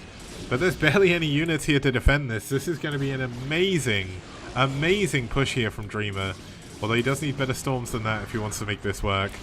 He's trying to take down the Overlord before the Overlord can get his observers killed. But I don't think we're going to have to worry about Lurkers here. I don't even know if he's got the Lurker upgrade. I don't think he has, you know. Otherwise I think he would have built some already. Yeah, I think Dreamer is just going to walk through his opponent right now. Dreamer with an insane amount of damage with the storms. And I don't know, he just puts himself in such an incredible position. And I don't think Dio has enough units to be able to deal with this army. Now, Dio trying to expand to a 4th base in the top left-hand corner. But I just don't think he's got enough.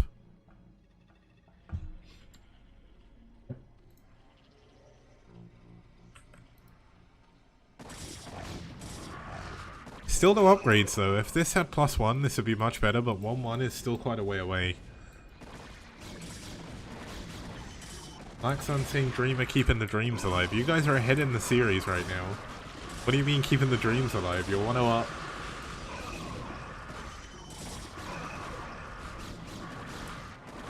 But there we go. Looks like Dreamer moving forward. This is very nice play against Protoss, by the way. Against Zerg even. Obviously, oh my god, another great storm on the, wait, he's still got the storm drop up here as well. If he goes in and just drops and kills all the drones, that would be incredible. Oh, he's gonna do it. There we go. 4 kills, 14 kills. Oh my goodness. God goodness, good godness. Wait, what? Oh my good god, I guess you would say. Wait. How do you say that?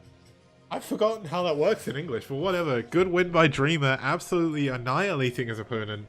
We're going to be back in a few minutes with game number 3.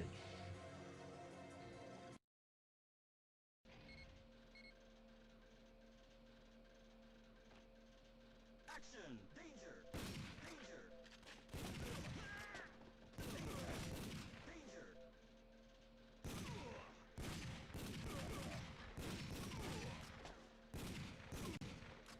There he is! Gotcha! Action!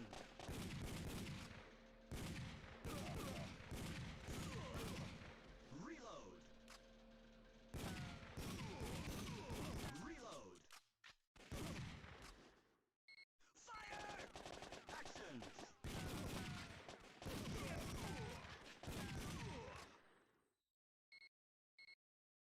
Action!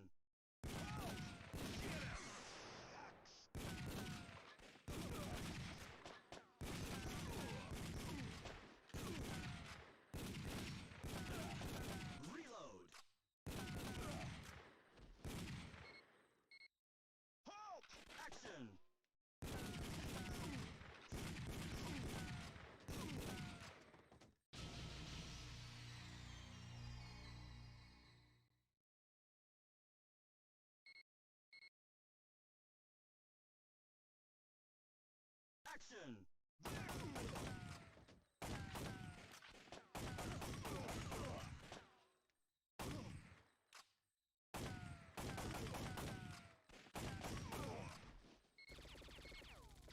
Action!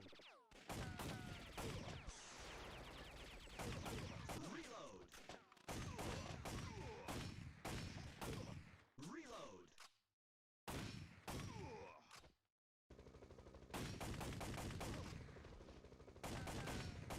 Reload!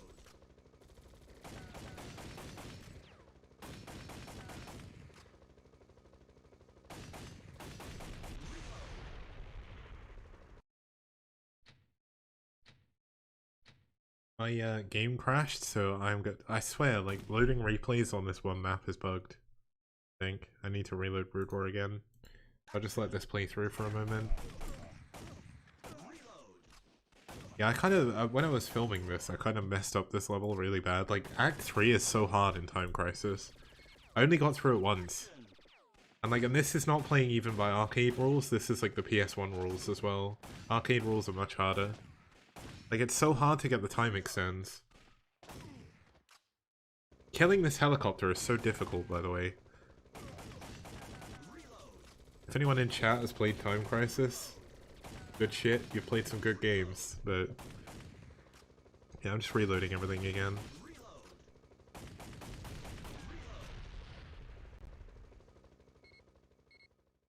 Action!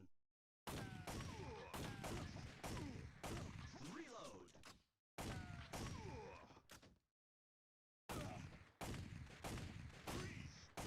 The Sega hologram game? What? You on about Virtua Cop? Because I've also got a video of that being played as well. Oh, you're thinking of a game called Time Traveler, okay. Do I make it here? Do I get the time extend? I do, but then I think I die soon after this. I don't have enough time for this area. There are certain enemies that you can kill in the background that give you more time. But it's very difficult to hit them. Like, one of them I missed at the beginning of Act 3. Like, just runs straight past you very quickly, and if you miss it, you're screwed. I only got to the boss of, at like, the first level of Time Crisis once. Might be the final boss, actually. I don't know how long it actually is. Yeah, we are just quickly loading up the final replay. Well, not the final replay, it's game 3. But we're loading up the replay again. Now back to Tetris.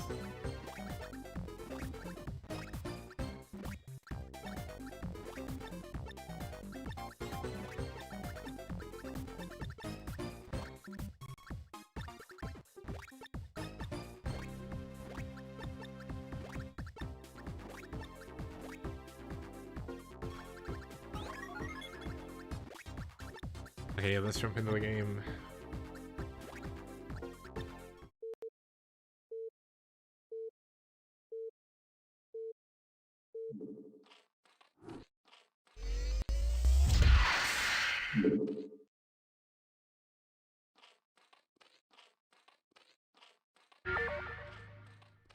Okay, starting us up here in the top left-hand corner in the yellow, fighting for StarCast, is Ranged. And his opponent spawning down here in the bottom left-hand corner in the blue, fighting for Ash. It's Ranged. Wait, did I say Ranged in the top left? Top left is Yapsap. Ooh.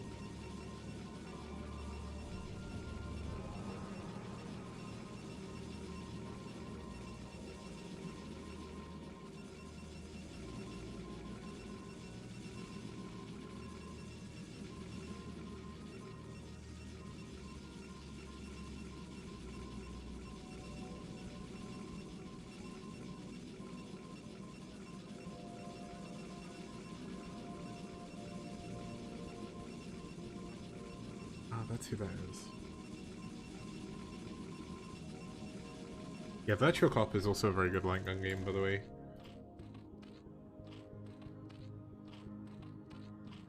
Okay, so we do have a 9 pull coming in here from Yapsap, going for the gas trick to get an extra drone as well. Meanwhile, back at home, we do have a Gateway First down here from Ranged. Now, Gateway First against 9 pull can go well, but it can also mess up sometimes as well.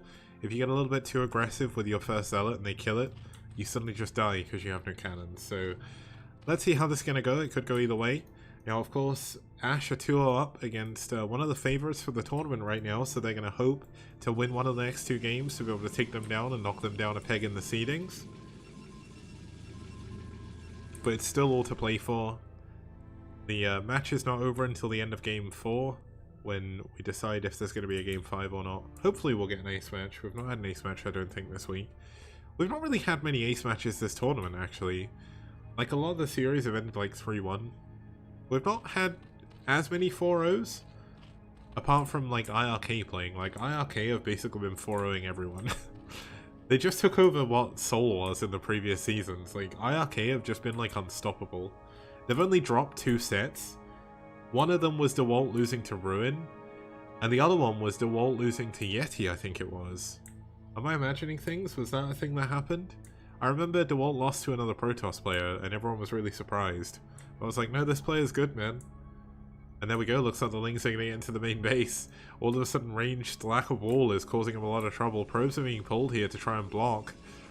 But unfortunately, doesn't block fast enough.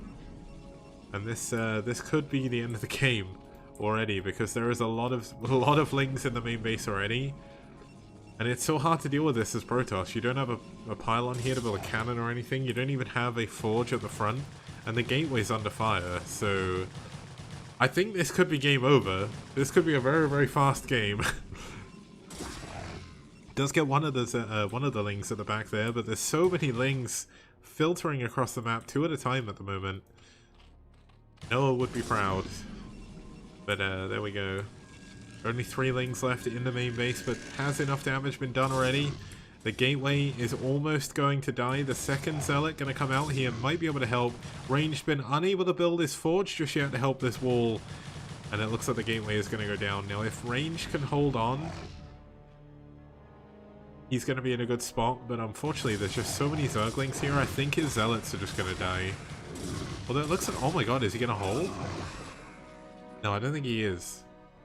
It's so tough. Yeah, this is going to be 3 hatchlings coming up behind this as well, so even if he can hold the initial Lings without no buildings, or without any buildings, like, I don't think he can hold longer term. He's pulling more probes up here, but this is more probes that aren't mining. Of course, YapZap doesn't have that many drones, so he still does have a chance. But it's definitely difficult. This is such a tough situation. Second pylon being added on here. He does have a gateway. He's trying to build a cannon at the back. The cannon is basically his ticket to winning. But he's going to have to try and stay alive to build the cannon. Doesn't look like he's going to be able to do it. YapZap breaks through. All of the zealots go down. The cannon's going to go down as well. GG. Range taps out. YapZap keeps StarCast in the series.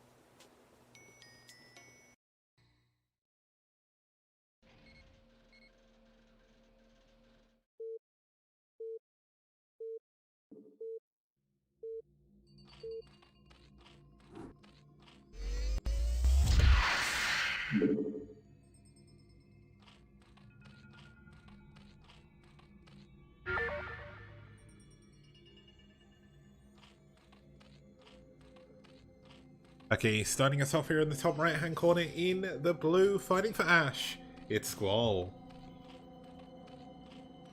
And down here in the bottom right, making his debut in the STPL for StarCast, it is Scan in the red. Now Scan is rank 5 in the STPL at the moment. He did drop a few ranks from being completely inactive. Eon Zerg actually moved up to 2nd, by the way, with his previous win.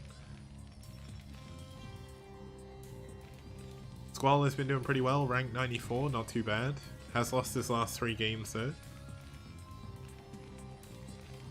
Oh, Scan has actually played once in this season so far. But he lost on Tau Cross against Oystein. Ah, wait, did he get a walkover victory? Did he get a walkover loss? Yeah, I think Scan just didn't show up. That's really weird. It's odd that he did that, but yeah, Oystein got a walkover victory over Scan. Oh, I think it was because, I think Cruiser submitted his players but forgot ASL was on at the same time, like the qualifiers I think it was back then. So it was a little bit awkward. Scan couldn't make his game and that's why he didn't show up. But walkovers, they're important.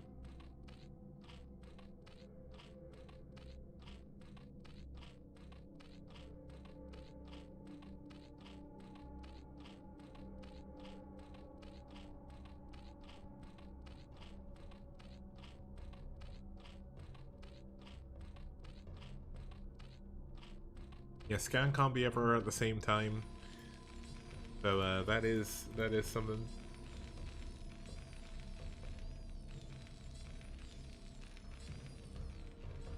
Scan looks like he's going for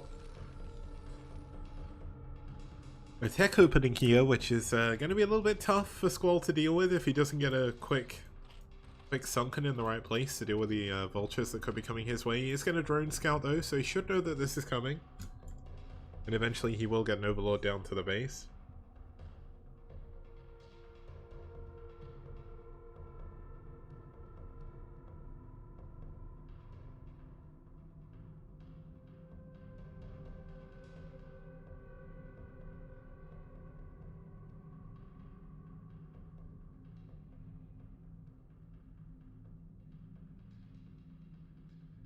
I don't know what I'm looking at. Sorry guys, I got distracted. Let's keep an eye on the game. We got the factory coming in. Back at home we do have Squall going for the lair. And that is the one problem with having two screens. I got myself a little bit distracted there, but here we are. We're back. We're back paying attention. We're doing what I should be. That's the rough thing about doing everything on your own. Like, your attention can really, really wane. Especially if you've been doing it for a while. Like, my voice is slowly starting to die. And we're 2 hours, 20 minutes into the cast. We may still have a game 5, depending on if Scan can beat Squall here. Looks like Squall getting ready, builds the creep colony. Very, very important he does do this. We're going to lose one. Oh my god, he's going to lose an overlord. This is actually horrific for him. Losing this overlord is so, so bad. But here we go. Looks like he will be able to save it. Are the 2 Lings going to be enough to hold on to this overlord, though? Losing this overlord really screws up Zerg, like, unbelievably so. Looks like, oh my god, he doesn't have any more Lings coming. Oh no, the overlord's gonna go down. The overlord is trying to run. Scan splitting his marines up, trying to find it. Does find it, but there's no Lings to defend it. Oh, Squall is gonna get supply blocked at the worst possible time. It was a nice try by Squall to keep it alive, but he's actually going for a Hydra Den opening. I suppose he knows there could be a Starfall coming, so going for Hydra is not necessarily a bad idea, but it's actually 2 fact. Well, it's a fact into an expansion into mech. So Hydra Den not bad either. We do have the Spire coming in at the natural. Armory coming in obviously immediately for Scan because he does need the Goliaths against the Muteless that are going to be coming his way. Should be getting Charon boosters as soon as he can afford it. Has to have that ready for when the Muteless come in. Now the SCTV is still alive in Squall's base right now, which is kind of crazy. There's a single Vulture that Hydra should be enough to push that away for the time being.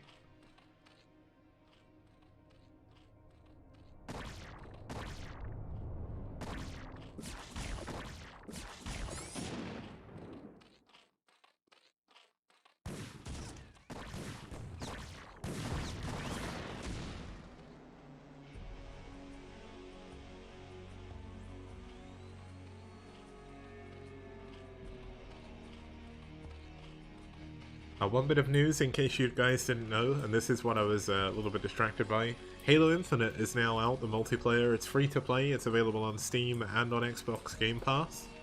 So if you're interested in playing some free-to-play Halo, you can download that now. I'm probably going to be playing that when I finish streaming with my friends, so looking forward to it. I kind of want to jump back in VR chat, but like, now the time zone is like reset to like, well, the time difference is reset to 9 hours. Like, there's not many people around anymore. Everyone's gone to bed. There's a chance I'll meet the people who like wake up really early, but there's not that many people around this time of the day in Japan, which makes sense. It's a working day, so there's not going to be people on at like 8 AM by the time I finish casting. Oh my god, I actually got the time difference right. I remembered. Oh my god, finally. Now the engineer may going to be used to scout here. Now this could actually be used by Squall if he can kill this to stop any additional turrets coming in. So it's a little bit risky actually sending that out, but looks like he's going to be able to kill the turret in the main base. Nicely done so far by Squall getting that turret. Gonna have to pull away though, can't afford to lose too many Mutas to the Goliaths. Goliaths aren't that strong against Mutas, but when you have enough and not enough Mutas, the Mutas can't really afford to fight there. +1 carapace really should come in as soon as you possibly can get it, but looks like he wants to go for the Lurker upgrade instead. Now going for the Lurker upgrade this early against Mech, I'm not really sure how good that is. I'm sure like a Zerg will know, but I feel like going Lurkers against Goliaths is not good. I think Hydra's probably fare a little bit better. I mean, you will get a little bit of splash damage, but as long as there's scans... I suppose the Academy is very late, so... Yeah, the Academy is very late, so that's a bonus. You won't be able to push for free, but... Yeah, like, Lurkers don't seem to do very well against Goliaths when I've seen them before, so... Edgewater saying, Lurkers suck versus Mech, but viable cheese versus Goliath builds is base trading them since the Academy is late. That is a fair point. That does make sense as well. He also doesn't have any turrets in his natural, so if he just pushes, he could probably break the bunker. And I think that's what he's going to do. There's only a single... Oh my god, there's a single turret in the main. Trouble is this going to be able to break through now? Oh my god, the Goliath's doing so much damage. The Lurkers sitting on the back not going to be doing anything. The Lings do take out the bunker very quickly. The Lurkers at the front going to help. How did he have vision over that? Is the turret in range from here? That doesn't seem right. Is there a turret under the... This isn't going to help. You can't see. Is there a turret under the barracks by some miracle? There is. Oh my god, there's a turret. Oh man, I did not see that, and I was trying to figure out how to actually, like, click it. But yeah, turret, hidden turret, perfect play by Scan. That is how you deal with this build, because you can't force attack that turret. But surely, if you move the Lurkers a little bit further forward, they auto-attack the turret. It's the only thing in range, right? Ah, but there's another turret here anyway. Scan is in a very good spot right now. Third base is up, but it's close to the Terran. When you're up against Mech, that's the worst thing you want. You want this base, really, which is very far away. But it's going to be tough to defend that. We do have a lot of Lurkers, though. Like, this is a ton of Lurkers. Now, he's trying to go in. He's not going to be able to kill the... He's not going to be able to kill the turret. He's just going to basically try and force his way through. But this is so many Goliaths. The Lurkers are dying so quickly. Oh my goodness. This is why Lurkers are not good against Goliaths. GG. Squall taps out. Scan wins game number 4. And he takes us to an ace match. We are going to be back in a few minutes with our final game today.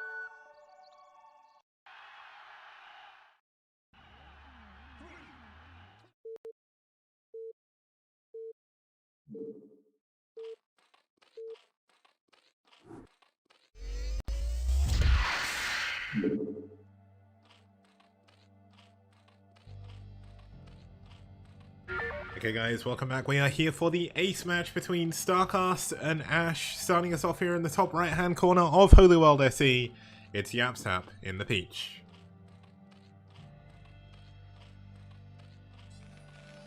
And his opponent spawning down here in the bottom left hand corner in the red, fighting for Ash. It's Hit 'em Up, their STPL captain. Now Hit 'em Up has gone from retired to coming back to playing against some incredibly strong players in a row. Now he did win against Reina in game number 1. Can he take that momentum and beat Yapsap, who did manage to beat his fellow teammate in game number 3? It's Yapsap. I don't know who Yapsap is, but yeah, it's a weird name. Now Holy World SE does have a low ground main. We do have a 9 pool coming up again here for Yapsap. I'm fairly certain Yapsap beat... Yeah, he did. He beat Ranged with that as well. So going for a lot of 9 pools here is Yapsap.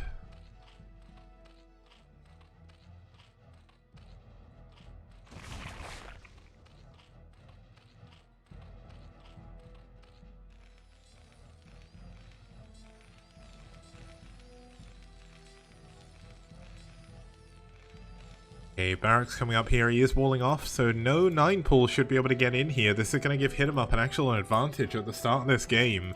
As long as he doesn't open the gate and let the Lings in, he is going to be able to defend any 9 pool shenanigans.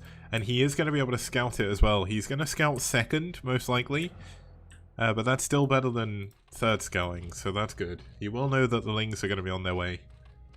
Actually, I don't think he's going to get up there in time, but is he going to get there in time? I think it's going to be close. I think the Lings may pass him.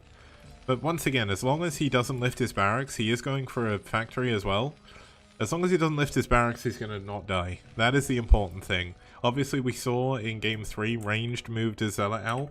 And that kind of screwed everything up because he just lost to the Lings. But hopefully, yeah, he does. The SCV gets there just in time. The Hit 'em Up knows what's coming. He knows to make sure he doesn't lift his barracks. He will have to... Oh no. Is he gonna... Yeah, he's gonna let the SCV in. Could you imagine, like, if he built another Marine and risked it? And was like, okay, I've built the second Marine. Now we're gonna let it in. Now we're gonna let the SCV in and suddenly the Lings run in and kill him. That'd be horrible. But looks like the SCV gets into the main base, sees the number of drones, sees the hatchery still building, knows it's a 9 pool based on those Ling timings. Now, speed is done. Wait! Oh my god, it's not Ling type. I forgot it's only Zealot type on this map. Oh no. Oh no. It's a Zealot type wall. It's not a Link type wall. Oh no, this is painful. Oh no, losing to Lings like this is horrible. Oh no, please don't die, Hit 'em Up. He does kill most of the Lings with his SCVs. The Gundams win. These aren't gyms, these are actual Gundams this time. But there's going to be more Lings filtering in. Another Marine is going to come out. The factory is not done, but if he can get a Vulture out, he's basically fine. But oh my god, seeing the Lings run past there, he needed an SCV there to block. If he'd had a couple of SCVs, he would have been fine, but I think he assumed it would have been Ling type. But unfortunately, some maps you can't Ling type wall in because that seems fair, doesn't it, guys? Right? That's why I used to hate maps you can't Ling type wall on. I don't think it's fair. Like, I get it is fair, and being able to Link type wall may be a little bit unfair. But genuinely, not being able to Link type wall when you're bad at Terran is horrible. You just die to 9 pools and whatever every single game. Like, SCVs are like Gundams, right? They're like the named ace pilots whenever I see other Terrans play. When it's me, I get like the garbage, like, Gen 1 Zaku in like fucking the later Gundam seasons that just come back from nowhere. Like, they're leftovers from people from the 1 year war, or the first gen like Zack 2. But yeah, like they basically just die. Like, they don't do anything. Like, I don't understand. Like, I don't know why my SCVs seem to have like 20 less health than everyone else's, but they do. Now the Vulture doesn't take any damage from the Sunken. That's pretty good. He will have a contain for the time being until the Spire is done. The Lings won't be able to get out on the map.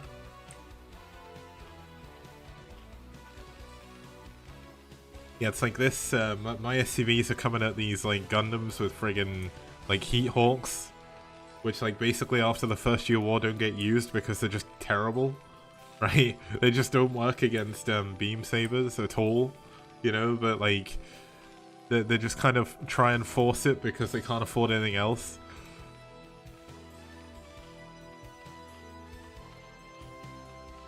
My poor SCVs are essentially the pilots who like don't even get given screen time. They don't even show the pilot, or if they do, they get shown for like a millisecond as their like head explodes or something, as their Gundam explodes, as their like Jim explodes or their Zack explodes or something.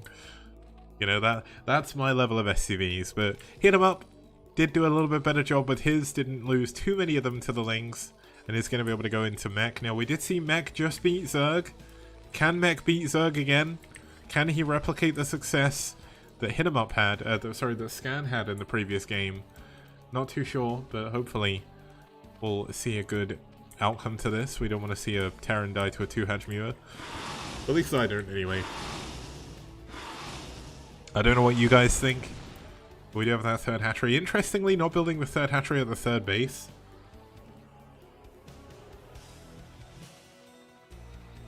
Yeah, Diggity saying the difference is Hit 'em Up is at 22 SCVs against 40 SCVs. Yeah, that's a pretty big deal. But he still has Goliaths all the same. Only losing 1 SCV so far, 2 SCVs.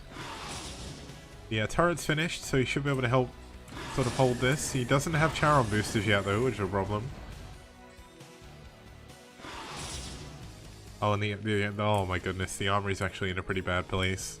That could get sniped a little bit later on, that could be a problem. But more Goliaths coming in. Still no machine shop upgrade, which, well, still no Charon boosters, which makes this a little bit more difficult. Yaps have not doing much damage to the SCV line though. That's the one bonus that Hit 'em Up has this game so far. Hit 'em Up really does need more turrets. He's playing a little bit too greedy, I think. Oh no, the armory's gonna go down. Oh, if the armory dies, it's game over. One of the Goliaths does get taken down. More SCVs getting taken down as well. 21 drones against 19 SCVs is definitely not what we want. Nice micro coming in from the Goliaths though, gonna help defend against the Mewers just a little bit, but not enough. Not enough turrets, not enough Goliaths. There's no like critical mass of Goliaths this time. And I think this is going to be game over. Hit 'em Up has tried valiantly, but he's up against the wall now. He's going to lose his... Oh, he needs to repair this armory. If he loses this armory, it's 100% game over. If we can repair it, there's maybe a chance. +1 carapace is very strong. But not +1 carapace, +1 armor is very, very strong, but... Oh yeah, there we go. Hit 'em Up. I love how that wasn't a wall. GG. Hit 'em Up taps out. And YapTap wins game number 5. I understand his frustration, but that's one of the things you learn to deal with as a Terran player.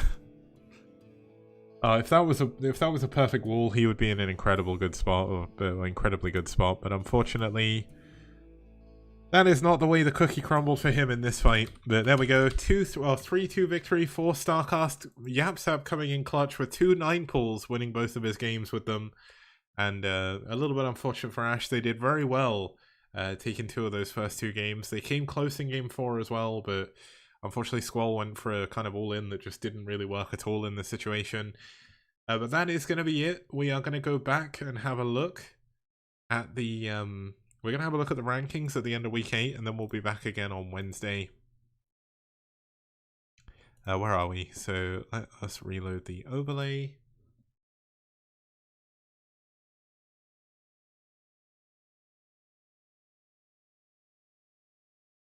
Just reloading it. Here we go. So this is the rankings at the end of week 8. IRK in first. Wico moves up to second with their win over Red. Naz dropped to third, but they're very close behind, so they could come down to the final match in week 9. StarCast stay in 4th, Ash stay in 5th, Red stay in 6th for the time being. It looks like Red are going to qualify in 6th, because I don't think...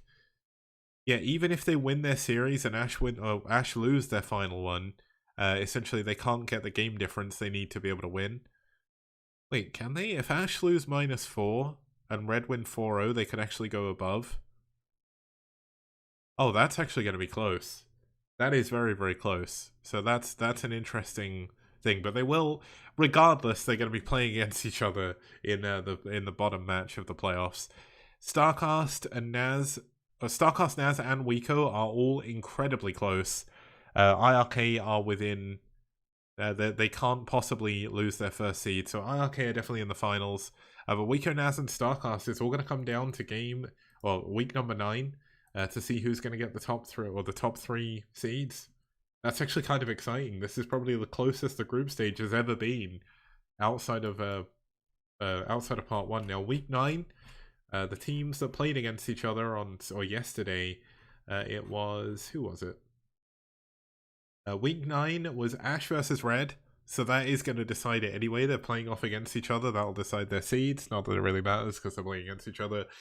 Psy versus SCTV, CWT versus Wico, and IRK versus Naz. So Naz have got the short straw because out of anyone, Naz have got the hardest team to face against. Wico and Starcast should realistically win their games, but Naz have to beat IRK, and if they do, they will be the first team this season to be able to beat IRK at all. So there we go. That is going to be it for me for today. Thank you for tuning in, everyone. It's been fun casting. Hopefully you've enjoyed the stream. If you want to follow the STPL, you can do so on Twitter at twitter.com/STPLTV, youtube.com/STPLTV. You obviously have the Twitch stream you're watching probably right now, which is on twitch.tv/STPL. If you do want to support on Patreon, you can. And if you do want to support on Batrino, that would be incredible as well. I'm going to spam the link in both the YouTube chat and the other one. We're trying to get to a prize pool of $2,500. I don't think we're going to be able to do it this season, but if we can, that would be incredible. Currently, we are at 1,000 something still, $1,063. So it's a long way off, but if you want to help us reach our prize pool goal, you can. Thank you once again for tuning in, and I'll see you guys on Wednesday.